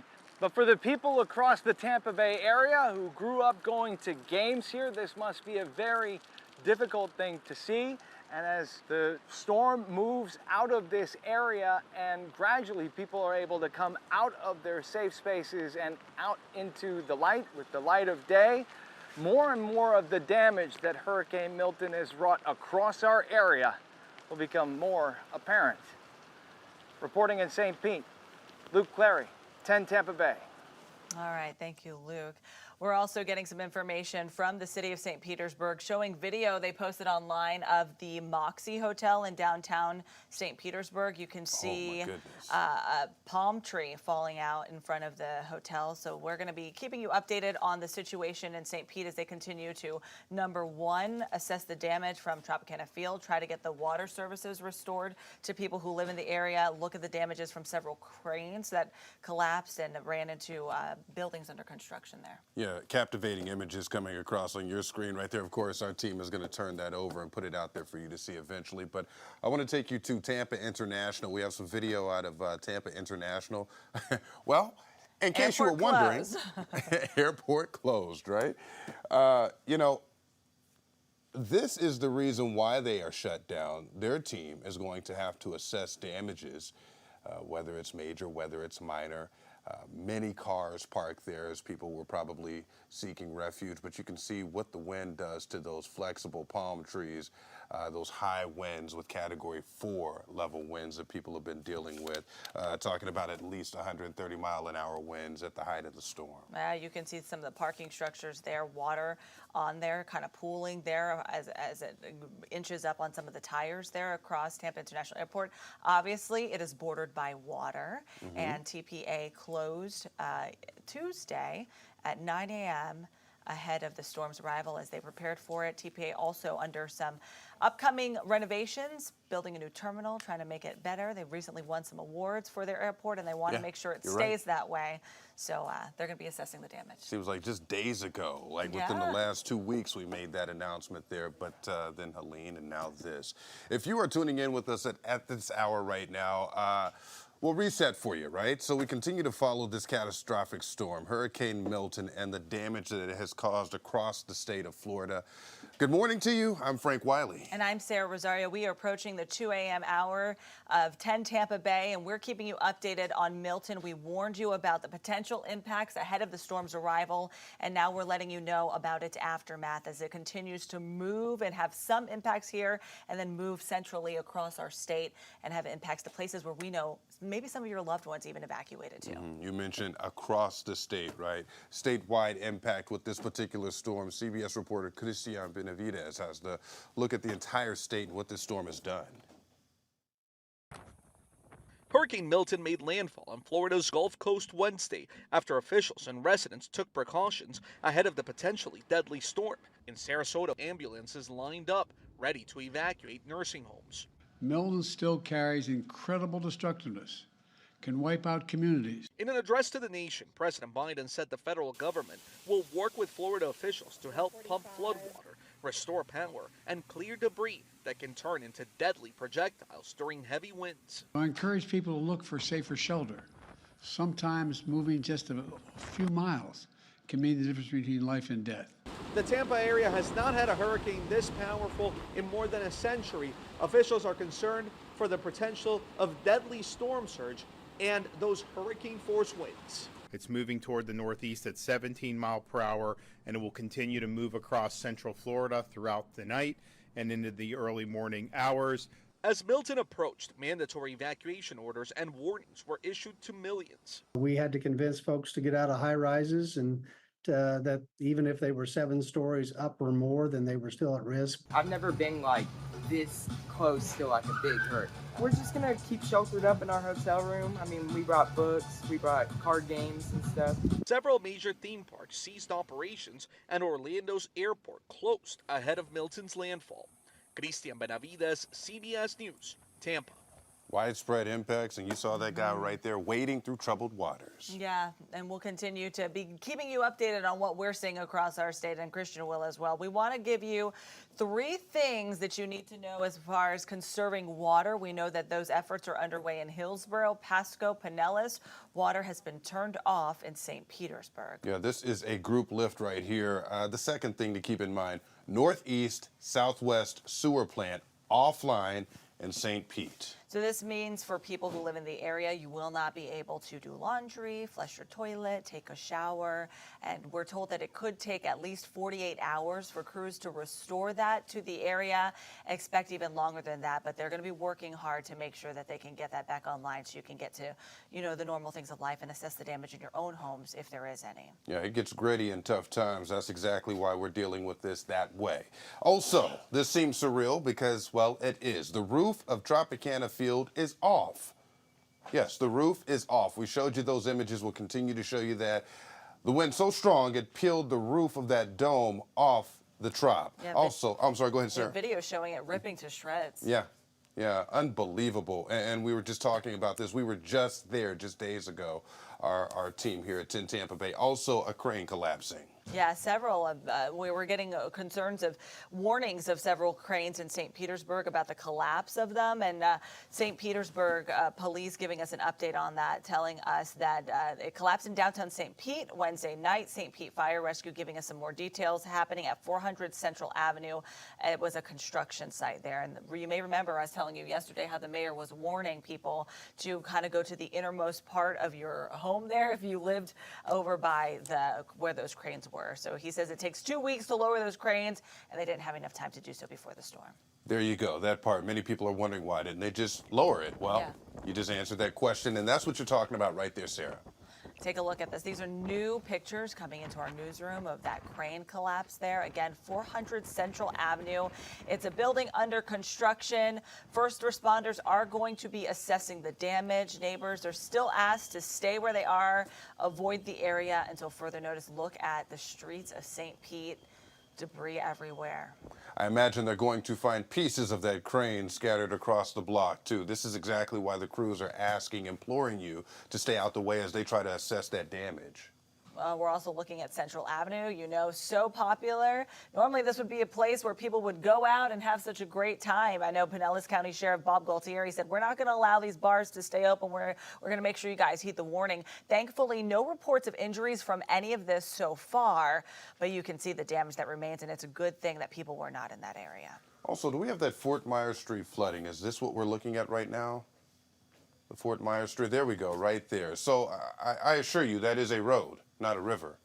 Yeah, you can see they had what appears to be those tiger dams that we were telling people about up as well in Fort Myers. This is an area that was hit hard a couple years ago by Hurricane Ian, and we're going to be getting more information about Fort Myers, but it looks like people are already out there trying to get pictures and video of the flooding that we were seeing there as they were seeing impacts of the storm. Yeah, and you got to be careful because if you have open cuts and wounds and things of that nature, you couple that with whatever may be in that water, and you're in for another headache. Also, I want to take you to St. Pete because of a palm tree falling. This was outside the Moxie Hotel. Sarah, this is what you were just talking about. Yeah, this is what St. Pete was posting online, City of St. Petersburg. This is outside the Moxie Hotel. There it goes, that palm tree falling down during the height of the storm. Milton moving through Pinellas County, St. Petersburg. You may remember most of St. Pete, more than half of those residents living there in a mandatory evacuation zone. Evacuations ordered for people living in zones A, B, and C. That's exactly why we're here right here. Yeah. In Tampa, across from the Hard Rock, because we are in that evacuation zone. You saw that tree topple over. That may be courtesy of Helene as well, because of those inundated waters in certain areas and just softening up that ground. You couple that with the wind and you have a tree falling like that. Exactly. We got a picture a couple of minutes ago, about 15 minutes ago, from our meteorologist, Mike Prangley, telling us about some of the damage we're seeing at our own studios. We're located right along the water, along Gandy Boulevard, at the base of the Gandy Bridge. And so since we were in evacuation zone A, we said we have to move. Our leadership knows what's best for us, and we are now here in our hurricane studios where we're broadcasting this for you. Yeah, definitely safe in this space, but we could certainly hear the winds howling for hours with this situation in the hurricane. I want to take you to the University of Tampa and show you what that looks like. This is video from earlier this evening. Well, I should say this is another day, right? Yeah, around the now clock a new coverage. day. But yeah, earlier in the night, most people would consider this still nighttime. Yeah. You know, we say it's early morning, but it is early morning and nighttime for those of you, all the same. Look at downtown Tampa. University of Tampa giving us a view there. Also on the water, schools closed. No word on any students living on campus or anything like that, but we saw how strong the winds were through downtown Tampa. You can see the rain in the lights there as the rain's coming down and the light showing it. And it's also a campus it's a beautiful campus full of trees. We're going to be looking at that area to see if that portion had any damage from the storm. Yes, sir. And that random splash that people are seeing on the screen, that is the intermittent problem that we're dealing with, in these storms. You hear a loud howl, and then it dies down, then it randomly comes back. Just intermittent issues. It may be a heavy rainfall, then there's a break in the action, then you just get splashed again, just like that. Yeah, and we also saw a lot of transformers that were popping because of the storm. And we're just seeing the impact so far across our area. Still getting just a little bit of information. We are expecting to get some updates from Governor Ron DeSantis throughout the morning as well. I was looking at the last thing he posted, and he was warning people as the storm was making landfall near Sarasota to shelter in place and to heed the warnings. He said first responders are staged. They're ready to go. And as soon as weather conditions allow, search and rescue efforts will be underway to save lives. He says this is going to be happening before dawn, and they're going to continue to do so as long as it takes. We haven't gotten any word, though, of any water rescues. No word on that yet. This takes us back on the clock around 10 o'clock yesterday morning. The governor telling us around 50,000 linemen standing by ready to be dispatched as soon as it's safe to go out there and try and mitigate that situation. Let's do this. Go a little bit farther south. Continue this conversation at this hour. Your time now 2:08. Want to get back with Jen Titus there in Bradenton, down in Manatee County. Jen, I know when we left you just a moment ago, last hour, if you will, you were trying to have some conversations with some of the people taking shelter there, and you were trying to check on your folks.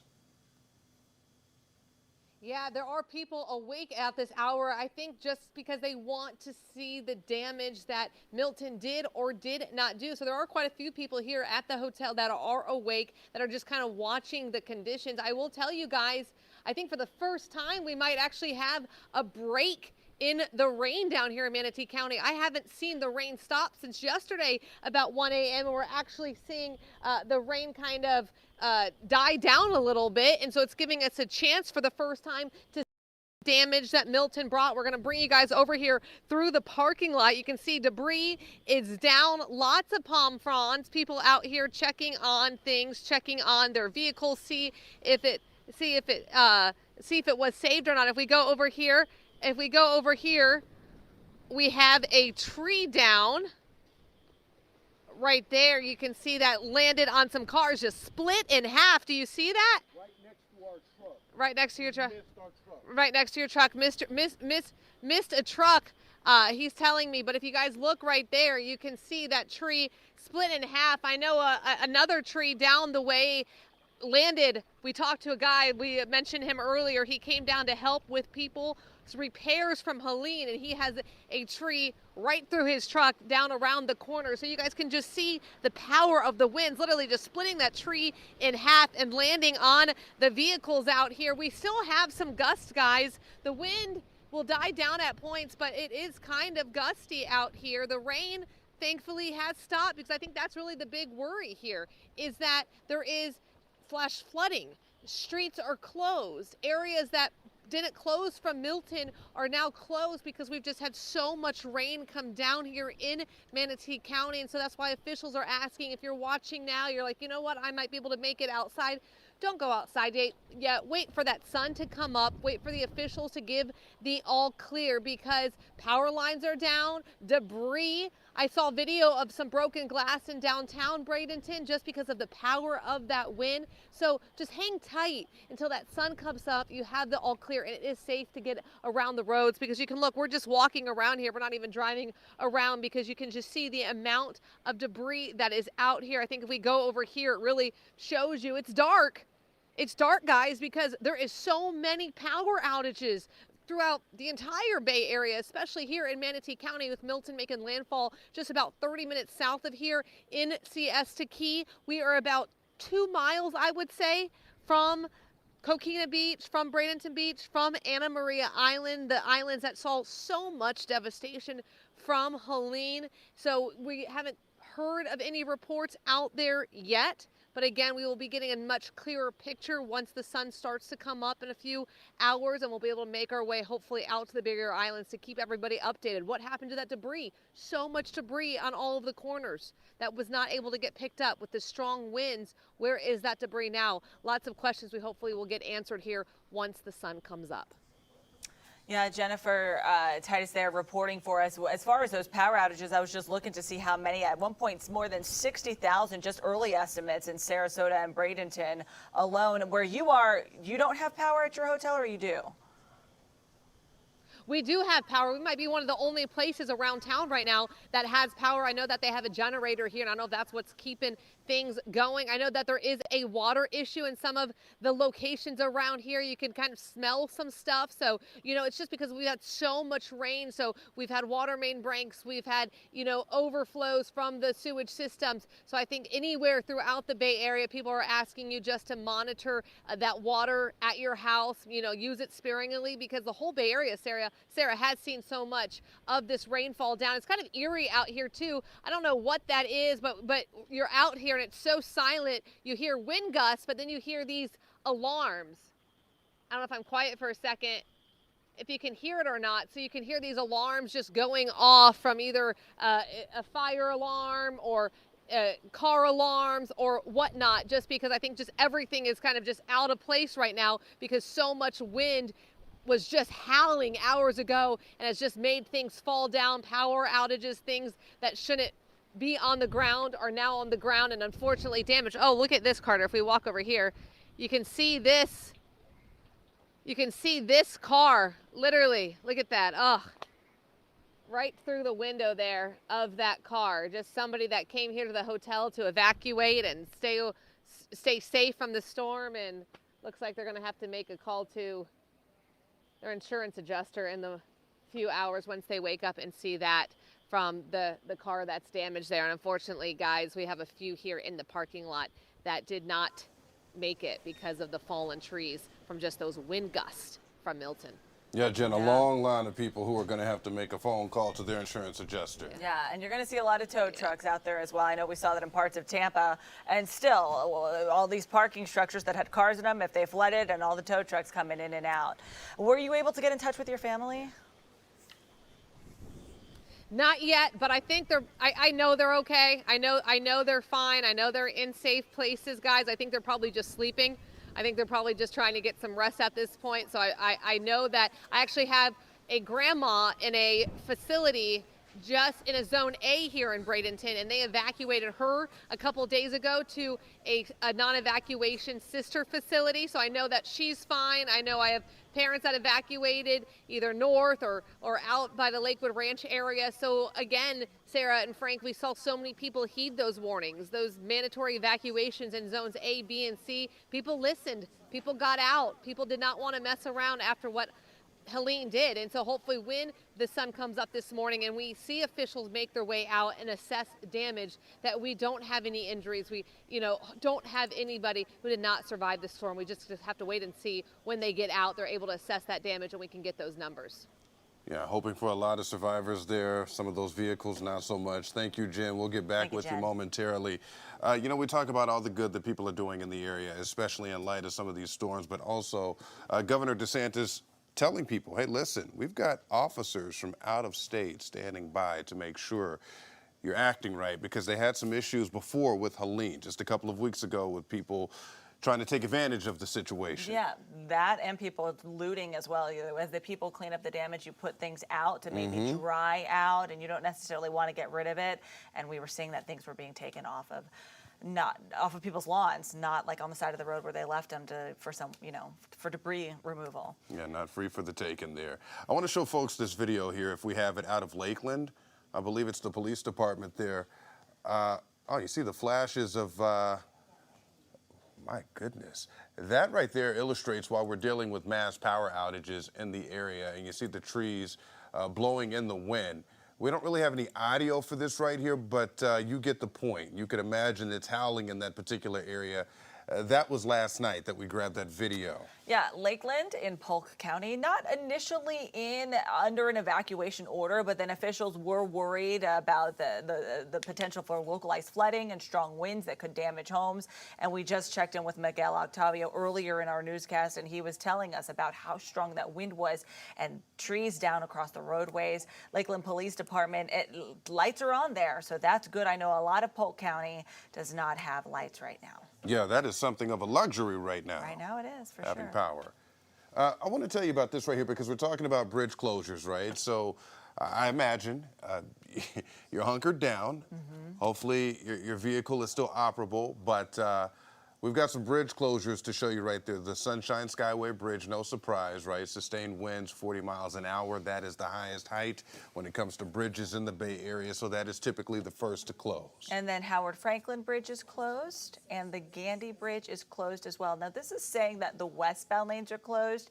I was looking at Florida Department of Transportation website during the height of the storm, and I was like, I saw that too, that it said one lane was open, but I see all of them are closed online. So I think that was what was initially told to us, but all of the lanes of Gandy Bridge are closed. All the bridges right here on this map are closed this morning. And Florida Department of Transportation, as with every storm, they do something where they work together to try to get the debris off the roadway. So if debris is blocking any portion of any of these bridges, crews are going to be working first to assess the bridge damage and then to remove the debris as the sun starts to rise, and they can get a better look at it. Yeah, and the thing that they're asking for, and that's the resource that we could all maybe muster, is patience.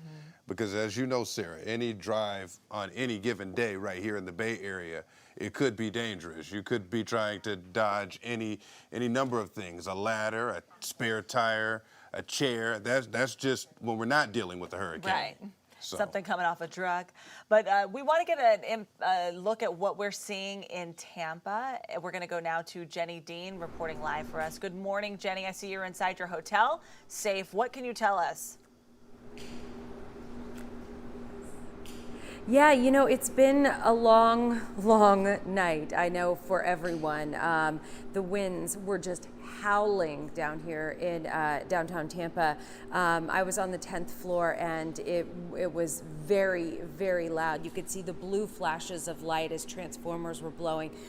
We never lost power here, thankfully, but they do have some leaks in the hotel that are going to be causing some issues. I know there was some drywall that came down off the ceiling at one point due to those leaks, but I want to kind of walk around here and show you what it looks like outside, because we can get to a window. By the way, they have locked the doors here, and they're kind of wanting to make sure they keep everyone safe. So that's kind of why we're staying in for now, because it has been, wow, it's been a little harrowing outside. Let me go ahead and jump in front of you so you don't have to walk backwards. My photojournalist Hassan is dodging chairs and stuff, but I want to be able to show you out the window here. So come over this way, and you can see that's looking down Florida Avenue. And the windows are not the cleanest, but you can see there it looks like an emergency vehicle out there, just kind of sitting there.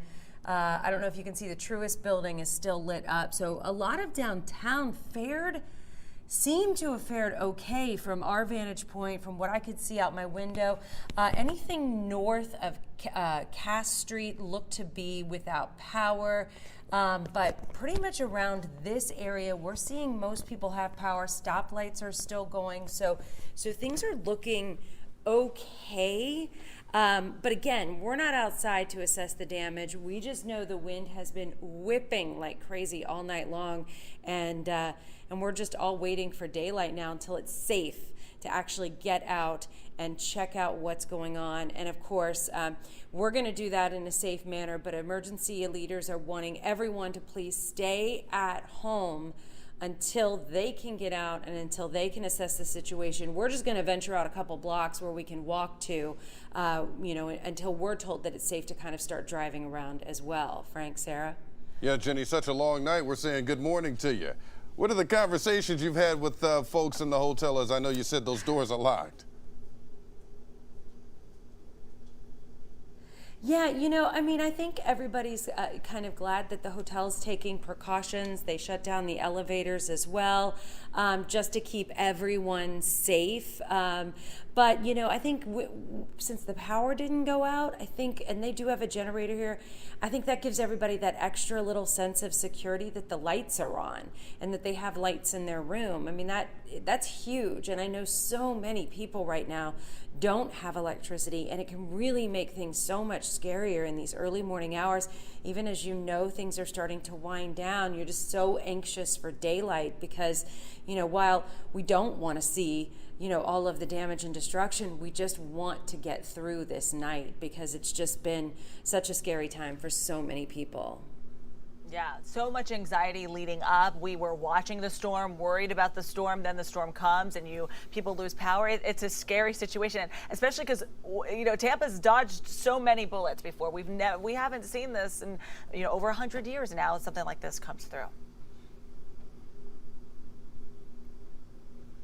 Yeah, and I think places that didn't expect to see the damage, even like this hotel, they've been undergoing such a huge restoration of this beautiful hotel that's been here for a very, very long time. The Floridan, now called the Flora, and I think they're going to have a lot of work to do to kind of plug up all these leaks, but to get the kind of rain bands we had coming through all night long. I know there was some window leakage in some of the rooms. I mean, overall, I think this hotel did great, but I think when you haven't dealt with something like this, everybody's going to be in new territory, having to fix things they never thought they'd have to fix and having to deal with issues that they never thought they'd have to. Much like with Helene, the flooding, people who'd never flooded before flooded. So this was a big hurricane, and I think it's going to be shocking to a lot of people when they start to get out and about and we start to see the damage that's really been done. Jenny Dean, folks want that sunlight, but the truth may be hard to bear. Yeah, we'll be getting a look at it as the sun does rise. Thank you so much, Jenny. I want to get to Chief Meteorologist Bobby Deskins. Looking at this here, it looks like sunrise around 7:30 this morning. Yep. There's a lot to look at. Yeah, and the winds will be coming down by that time, too.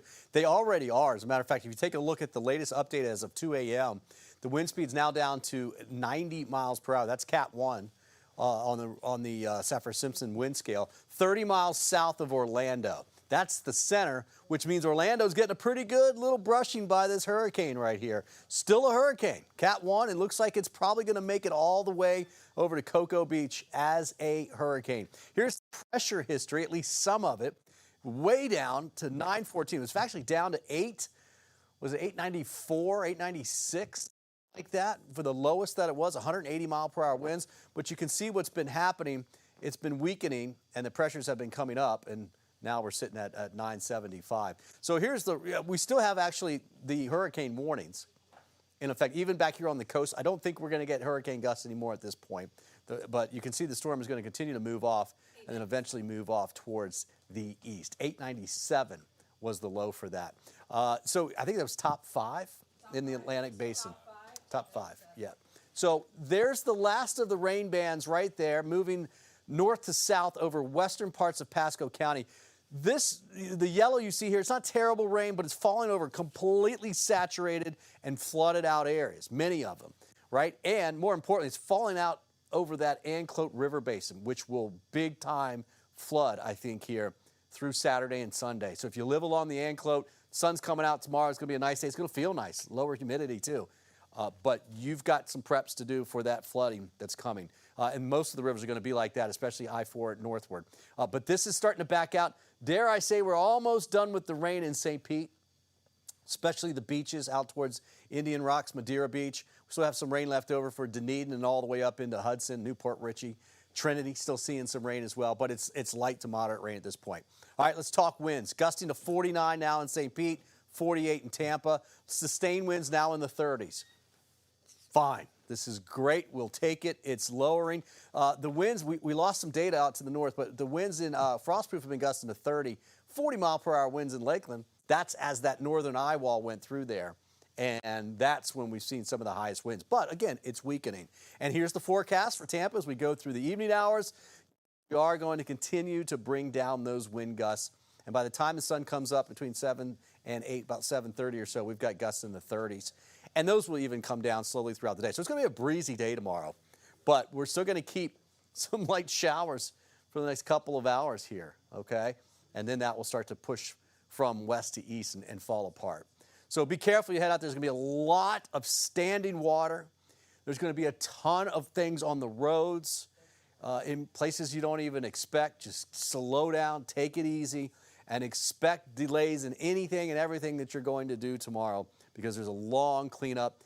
Getting back on the beaches, even though the surge did not really come up, in fact, it was a negative surge, there's still going to be a lot of debris around and some clearing that has to be done. They're not going to be able to get back on right away. So just pack a little bit of patience. The winds are going to be pushing off. You can see it does keep it, that red here in the center, that keeps it as a hurricane as it moves it offshore and then takes it further off out into the Atlantic, guys. So good news behind this, we do have some quieter weather. We will be looking at temperatures in the 80s for highs and mid-60s for lows. That will feel nice. That's the lower humidity that's coming in.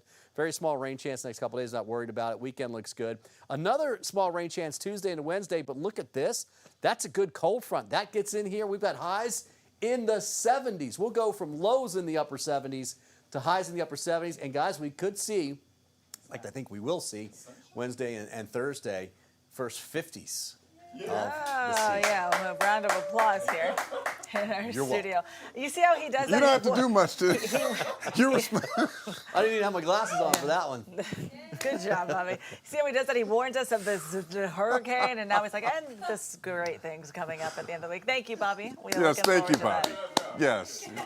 It's going to be a long couple of days ahead for people who are going to be, the sun's going to be rising here in a couple of hours, and they're going to be looking at the damage from the storm. And people like us, so a lot of emergency personnel all across the state are working right now, so they can't even get back to their homes until their jobs are done and get a look at what's going on and try to fix up if that is necessary. But we'll be keeping you updated on all that as we continue to track the aftermath of Hurricane Milton across Tampa Bay and across our state.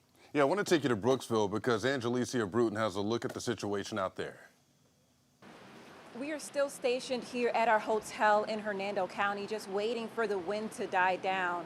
And I can tell you that around 8 p.m., that's when the wind woke me up. I could hear the howling and the rain just pounding on my hotel window. This is my first time outside, and I can see that the wind is still strong. They were reporting about 75 miles per hour winds in this area.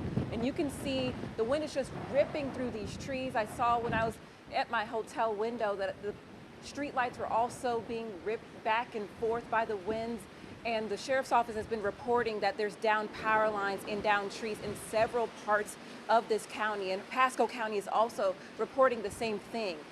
Officials are encouraging people to stay indoors as the sun comes up because they want to make sure that those power lines are off. They say even if you think there's no power in the area, they say someone could be using it for a generator, so it's just best to stay inside. They're going to start evaluating things as the weather starts to die down and the sun starts to come up.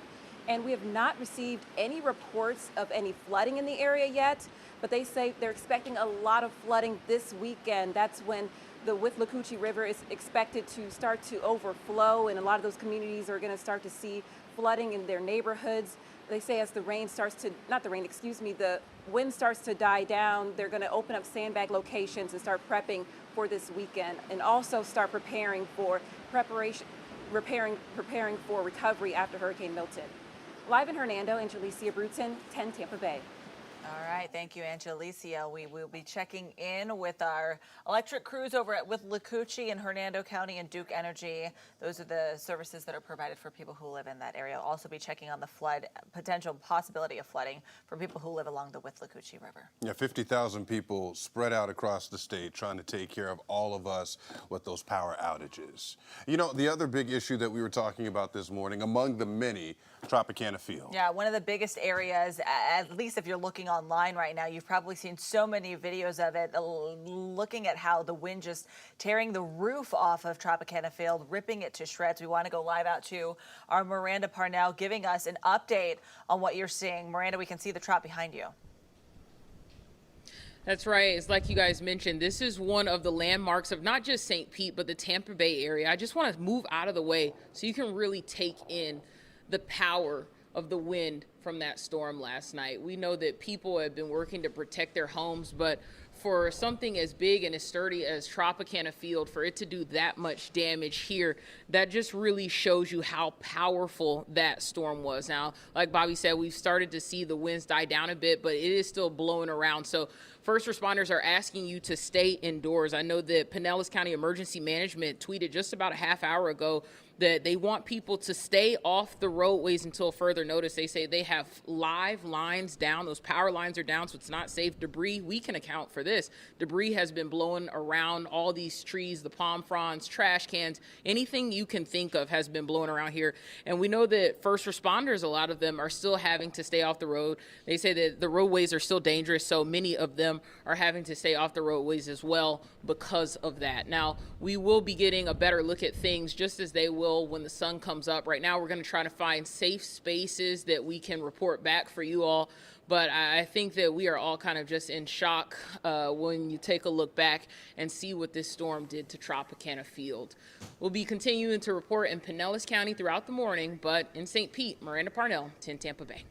Yeah, Miranda, before we let you go, that is crazy to see the video of Tropicana Field and to see it right there behind you.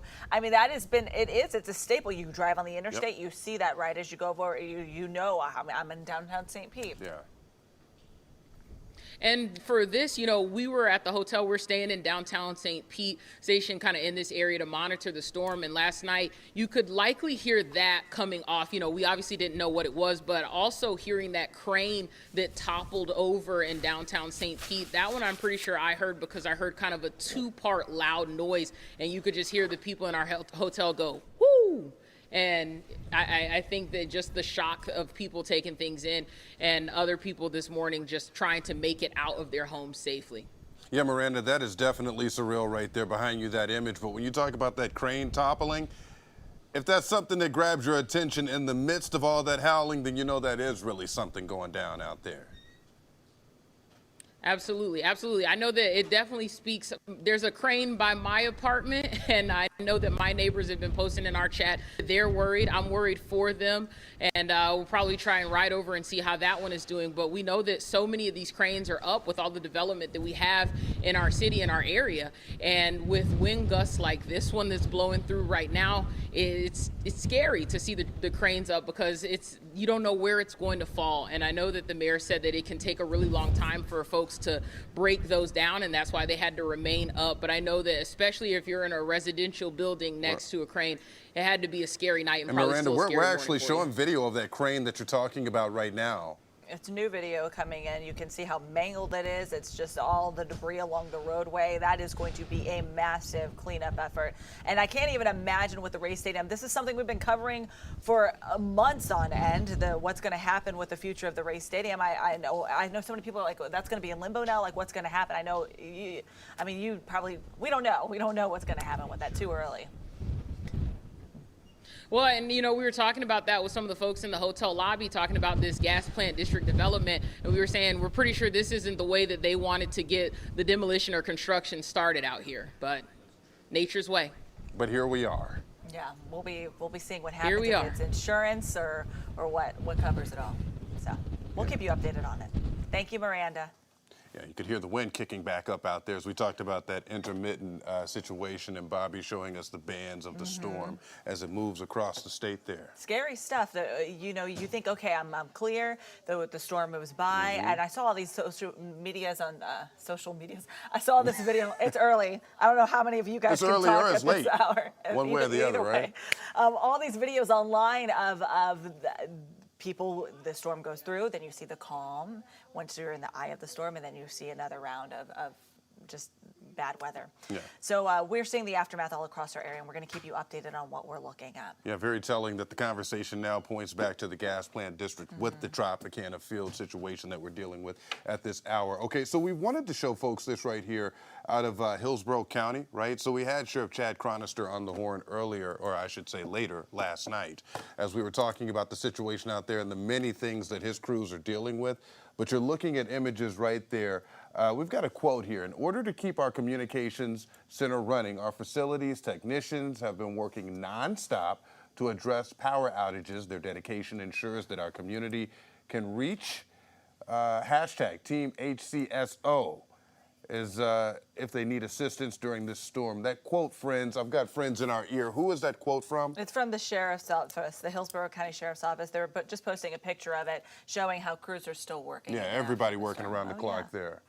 And we do have a video talking about calling 311 versus when to call 911. So we know that there was a shelter-in-place ordered at the height of the storm, and so that meant emergency responders were unable to get out to rescue people. And so here's a little bit of information. When to call 311 versus 911. 311 is what you can call right now. Downed power lines, fallen trees, road closures, damage, lost pets even, wellness check, utility questions. And then 911 is obviously totally different. You grow up learning about 911. Yeah, because they were inundated in this regard when it comes to 911 calls, so backed up, and they had to answer rescue calls, water rescues, and various rescues throughout the area, anything across the spectrum that you can imagine. But they want to be able to delineate the differences between 311 calls and 911 calls. Of course, many folks in the heat of a moment, they need help, and as you said, growing up, you are just kind of, it's reflexive. You dial 911, but not the case. So we wanted to put that graphic out there to make it easier for you, because a lot of people, they don't know, and especially as we have more people coming to this area, right? We have more people choosing to live here and call this a welcome, right? Yeah. Not the way they wanted to move to town, but you know, not knowing exactly how to work the system and make things work best for them and their family. Exactly. Their loved ones. You always do think, hey, if something's wrong, I call 911, but you can call 311 and you can get help for those other areas that we just showed you. Yeah. Want to get to, where are we going here? Angelina Saucedo. We're going to go to Davis Islands, the bridge out there. At this hour, we say good morning to you, Angie. Good morning, you guys. So we have started to come out and kind of survey the damage. As you can tell, we are still seeing those wind gusts from Hurricane Milton at this hour. Now, I will tell you that they have been less and less, but every once in a while we get some heavy ones. As we were driving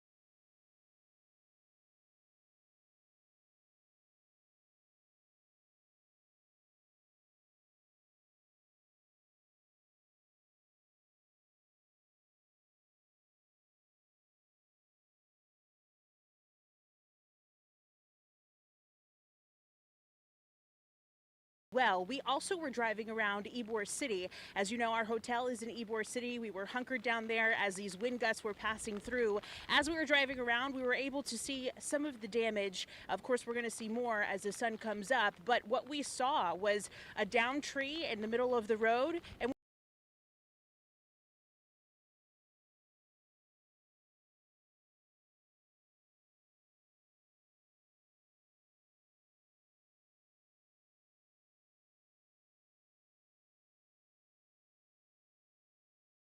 one of their main concerns, not so much the flooding, especially because they know that they're in evacuation zone C, so they weren't really expecting to see much damage there. But as these business owners come back today, they're going to be able to see what they're faced with now moving forward. The wind, of course, was significant here in Tampa. I'm sure as we continue to walk around, we're going to be seeing more and more damage. We know that power lines are down. There are thousands of people without power in Hillsborough County, and more specifically in downtown Tampa. Our own hotel actually doesn't have power this morning. They also don't have a backup generator, so the guests there are left without power. But I will tell you that everyone is in high spirits, and they are just saying that as the sun comes up this morning, we're just going to be able to see a lot of community from people.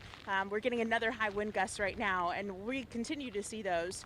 But they're just saying that we're going to see a lot of community from people as we wake up. They're here to support one another, especially after going through Hurricane Helene.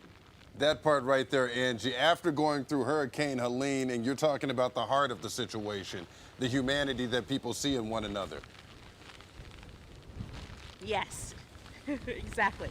I'm going to send it back to you guys so we can just hop in the car. But yeah, we're excited to see that as the sun comes up. We're going to be talking to people as they come to check out the damage. Of course, we want to remind people not to do that right away. The first responders want to be the first ones to get out on the roads, see how things are going. There's going to be a lot of down power lines, down trees. It's important for people to just hunker down until the first responders tell us that it's okay, and we'll relay that message to you guys as well. All right, we know you got our back Absolutely, there. Angelina. Thank you. Always great to see you back in the Tampa Bay area. Coming in from our sister station in Atlanta, but you know, she was with us for quite some time. Angelina, where she was actually near the entrance to Tampa General Hospital. Just seeing some updates from TGH posting within the last hour. You may remember this is the hospital in Tampa that had that big aqua fence around it, and that protected them. Withstanding 15-foot storm surges. Yes, for the last storm. So they're now saying TGH is weathering the storm, and our team continues to go above and beyond for our patients. And they said they are experiencing some minor leaks, and so they are getting those restored. They said that's expected with a storm of this magnitude. But overall, they said there's no threat to safety, patients, and team members. Power, water supplies, all holding strong. Yeah, smiles are contagious. Our friends at home can't see that right now, but I know our web team will turn that around and bring that to you momentarily. You're hearing Nick Volturo there because we are going to go back to him in Bradenton. Nick, you're outside right now, and what have you been able to see? Because last time we checked in with you, we saw some flooding. Yeah, absolutely, Frank. And that's one of the things that we have seen, that flash flooding. And we knew that was going to be a problem because of all that rain that we got over a short period of time last night. But we're in the parking lot of our hotel right now, and we're starting to get a look at some of the things you're seeing, right? So, of course, there's these branches that all snapped off trees that are littered across the parking lot. You can see all these trees and branches that broke off right here in the parking lot, even stretching across the lot into the shopping complex on the other side. You can see all that debris kind of scattered. But really, the big thing that we're seeing is take a look right here at this truck. You can see this tree. It's about a 30-foot tree, about 4 feet in diameter. We talked about how that rain would saturate the soil, right? Get in there, uproot these trees, and cause a lot of these problems. And just look at the size of the tree. Came crashing down right into this pickup truck. You could see that side mirror is all smashed. You could see the windshield was completely crashed through as this tree is lying on it. And this is one of the things we're expecting to see because of all those strong winds, those powerful and intense gusting winds and all that rain. We're going to see a lot of this tree damage. And this is one of the things that we were really worried about, right? With all those high winds. And, you know, we talked to some of the people in the hotel that said these were their trucks. So they came out here. Some of them were working out of this area, but you can just see just what this did. This is just a small example because we really haven't been able to get a good look at the aftermath quite yet. But once it gets light out, we know we're going to have a lot better picture of just what took place. And one of the things that we're hearing, a lot of these people here staying at this particular hotel, they're staying here because their homes were flooded out by Anna Maria Island in St. Armands. And now they're not sure even what they are going to come back to because of all the rain, where that hurricane hit. They're worried about the devastation that can cause. And of course, we know that Bradenton has set up an emergency unit. They're going right from the EOC. They have these excavators ready to go. They have utility companies ready to go because we know widespread power outages are going to be a problem because just looking at here, and you can see like how these trees just snapped off and are laying here in the parking lot, like this palm tree. There's a pole down over there. Because of this, we know that a lot of the power has been compromised. A lot of people are out in the dark, and we were worried about all that debris, right? We know they got it off of those state roads. We're able to clear all that debris off those main roads, but there's still a lot of that debris that's been scattered all over those side streets out by Holmes Beach and those surrounding areas. So one of the things with those strong winds, if they're able to snap these trees like twigs, you wonder what happened to all that debris. We know there's been broken glass along the streets that we've heard. We've seen cars like that one that we just showed you that had trees crash right through the windshield. So we're going to get a much better look at just what this aftermath looks like when the sun comes up. All right, Nick Voltero reporting live for us out there. Nick, any idea on what's next for Bradenton? I know we're going to be assessing the damage, and we know we've got a lot of people without power, and you're just getting out there yourself and you're taking a look at it. Yeah, and that's the thing. They're waiting for everything to calm down. That's what I heard from the mayor yesterday. He told us they're going to wait for everything to pass. They have the Florida CERT teams deployed, ready to go out there and be able to start with relief efforts and recovery efforts, because that's really the first step, right? Making sure there's still no one in the home, being able to assess all the damage. But we know there's so many people right now that are in the dark. But the one great thing that came out of all of this, and that lesson that was learned from Helene, was people heeded those evacuation orders, right? People paid attention, they listened. It was a ghost town out here, deserted. You went down the streets, every business was boarded up. There was no one out on the roads, which is very encouraging, because when they do have to go in there and first responders have to react and be able to get things back together and pick up the pieces from this, it's going to make their lives a lot easier. Yeah, Nick, long lines for the commute out of town because they were trying to heed those warnings, and what you just showed us right there, it's going to be long lines on the phone, right, as people are calling their insurance companies. I can only imagine there are just so many things that people are concerned with right now. What are some of the things that are top of mind, as there's so much to be concerned with? Yeah, talking to people just in the lobby, one of the things they were really concerned with was really about the conditions of their homes. A lot of people got out of those island areas because they had to evacuate, so they're staying at this hotel, which is a little safer. They also have a generator that's connected to the hospital, so the power here is usually very stable. It's very reliable, but people tell us they don't know what they're going to come back to, right? They don't know what that flooding is going to look like when they go back to their homes. Even if they were spared during Helene, they were really worried that they weren't going to be nearly as fortunate this time. And, one of the crazy things is we were going to park our car right around this spot last night. It's one of the only spots left where that truck was parked that you can still see when you look over there. That tree is crashed through it. We were in this particular vicinity, so thankfully we managed to park on the other side. But this is one of those things, right? I mean, there's so many trees that have been uprooted from this storm. So this is something we're probably going to expect to see as we start moving around, checking out the area and kind of preparing for, what's next. Yeah. Also, Bradenton Beach just on Friday, before that storm, had just opened up access to that portion at 8 a.m. People were able to get back in and assess damage from Helene, and now they're going to be dealing with this today.